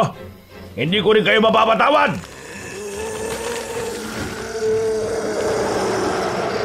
Napaangil si Pinunong Iraldo at agad na umatake sa amin. Dahil dito, mas pinag-igihan namin ang pakikipaglaban hanggang sa magawa namin siyang maibuwal sa lupa. Ng mga panahong yon, napansin kong may mga bato ulit na gumagalaw. Kaya binalaan ko si Tio Mauro. Hindi naman siya natinag at nang magkaroon siya ng pagkakataon, itinarak niya ang kanyang sansibar sa dibdib ng nilalang. Napangisip pa si Pinunong Iraldo at animoy natutuwa pa sa nangyayari. Ano nga akala mo? Magagawa mo akong patayin dahil lang sa isang sansibar na yan? Hindi! Hindi lang to isang simpleng Zanzibar, aswang. Malalaman mo rin maya-maya kung ano ang... Anong nangyayari? Sobrang init ng katawan ko. Parang nasusunog ako. Dapat lang talagang masunog ka dahil isa kang demonyo. Ang nababagay sa'yo, maging abo. Binibiro ko lang kayo. Anong akala nyo sa kagaya ko? Mahina? Ano naman ang ibig sabihin ng Zanzibar na yan? Ni hindi nga niya naabot ang puso ko eh. Ngayon, ako naman. Agnes, Monching, akin ang patalim ninyo. Tingnan natin kung hanggang saan ang itatawa nito. Pagkabot namin ng patalim namin, sinubukan pang makapalag ni Pinunong Eraldo. Subalit, bago pa man siya makakawala sa ganoong posisyon, nagawang maitarak ni Tiyo ang 2 Zanzibar at ang punyal sa dibdib ng aswang. Napaungol naman ang Pinunong Aswang at nakita kong umuusok ang katawan ng nilalang. O ano? Ano ngayon na masasabi mo? Para sa kaalaman mo, aswang, ang 2 Zanzibar na yan at ang punyal ay mula mismo sa kampilan ng ninuno ni Tandang Judiel. Pagbabayaran yung ginawa nyo ito sa akin, hindi ako papayag na... Ganti namin yan sa mga kasalanan ginawa mo. Ngayon, mas magiging payapa ng kanayunan dahil wala nang aswang na kagaya mo, Pinunong Eraldo. Anong nangyayari? Bakit sobrang... Hindi na naipagpatuloy ni Pinunong Eraldo ang sasabihin niya nang kumapalang usok na mula sa katawan niya. Napatras kaming 3 at saktong nakailang hakbang na kami, nakita namin kung paanong nasunog ang katawan ng nilalang sa maikling panahon. Naging abo yun. Ilang segundo pa akong napatulala roon at hindi makapaniwala sa nasaksihan ko. Ngayon, wala nang Pinunong Aswang. Mas magiging payapa na ang kanayunan. Makakabalik na rin tayo sa simple at karaniwang buhay natin sa pagtitinda ng pinya. Teka po, si Tandang Judiel po pala.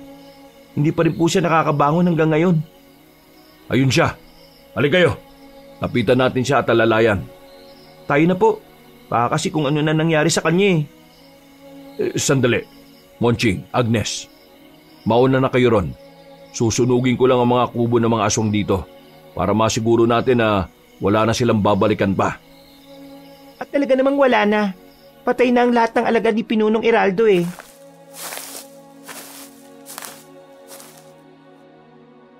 Nang mga panahong yon, nagpasya kami ni Tia na alalayan si Tandang Judiel. Pagkalapit sa amin ni Tiyo, nakasundo kaming puntahan na si Aladin sa bahagi kung saan namin siya iniwan. Pagdating namin doon, nakita namin siyang umiiyak. Pero kumalma rin siya nang makita niya kami sa si Tandang Judiel. Itinapon na rin ni Tiyo ang kwintas na pagmamay-ari ng aswang na baratungaw. Ligtas po kayo. Salamat naman po sa Diyos at hindi niya kayo pinabayaan. Talagang hindi niya kami pababayaan. Isa pa, nagtulong-tulong kami para maubos sa mga aswang na yon. Aladin, apo ko, patawarin mo ako sa pagkukulang ko sa iyo. Hindi sana kita itiwan at sana pinili ko na lang na mamuhay ng normal kasama kayo. Oh, Aladin, ang lolo mo Ayos lang po yun, Lolo. Hindi ko naman po kayo masisisi. Ano na ngayon ang plano ninyo? Gusto ko sana, kung ayos lang sa inyo, iiwan ko ang apo ko. Ayaw ko matulad sa akin ang kapalaran niya. Iiwan na naman po ninyo ako, Lolo. Para rin naman yun sa iyo, apo. Ayaw ko mamundo ka rin kagaya ko. Mahirap ang buhay rito. Hindi mo rin alam kung ano ang magiging kahinatnan mo rito. Ayos lang naman po sa amin kung sa amin po siya titira. Para naman meron kaming bata sa bahay. Ewan ko lang po kung payag siya, Tandang Judiel. Kung payag siya. Pumayag ka na, Aladin. Bibisitahin ka naman ng lolo mo sa amin Hindi po ba, Tandang Judiel? Ay, oo naman. Palagi kitang bibisitahin, Aladin. Kalaunan, pumayag na rin si Aladin na sa amin natitira. Kahit papaano, natuwa naman ako dahil nagkaroon ako ng madalas na kakwentuhan. Noon din, ipinaliwanag ni Tandang Judiel ang lahat ng nangyari at mga bagay na gusto naming malaman patungkol sa kanya at pati na rin sa mga aswang.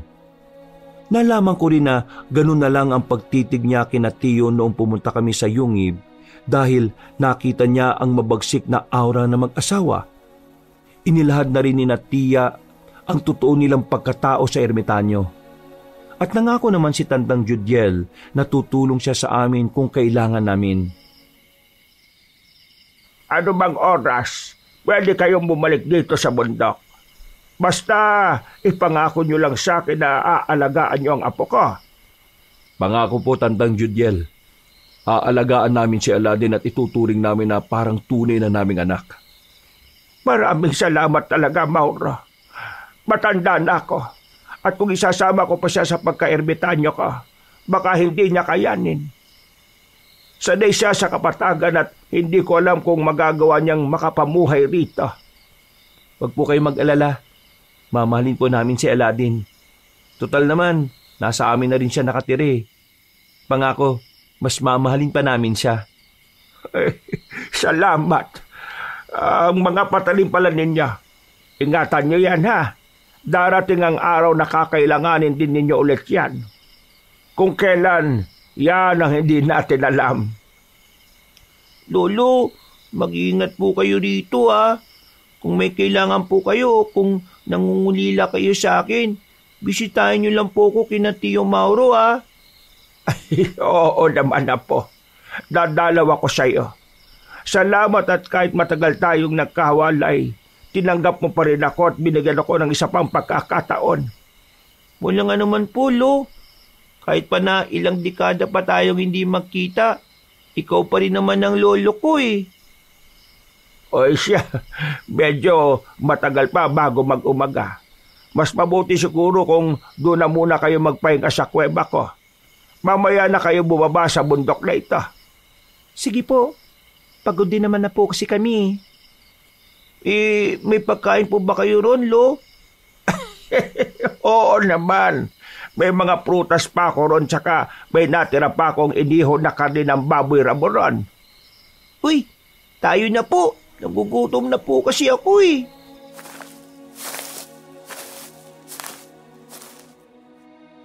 Bumalik nga kami sa kuweba ni Tandang Judiel para kumain at magpahinga, Kabanong.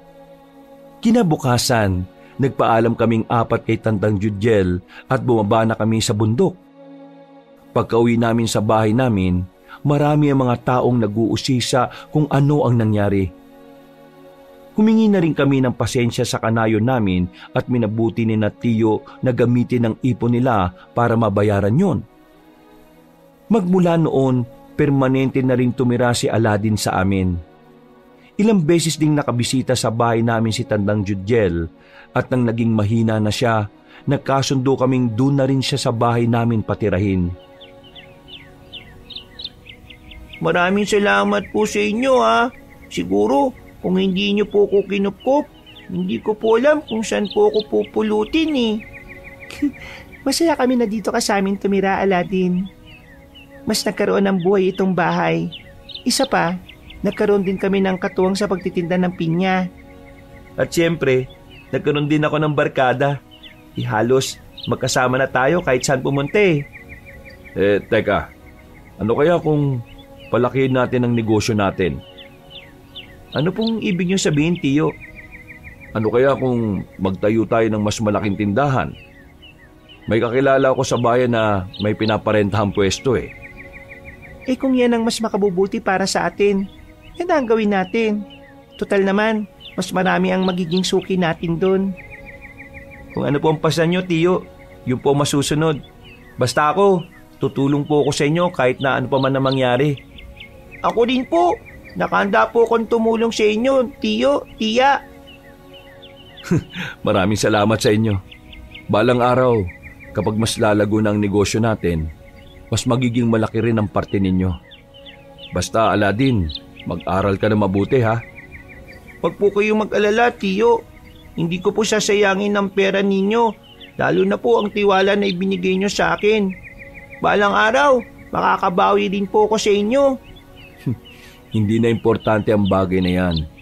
Mas magiging masaya kami kapag nakita ka namin na asinsado na. Basta sa susunod, ilibre mo rin ako ha. Oo ba? Basta ikaw, Kuya Monching.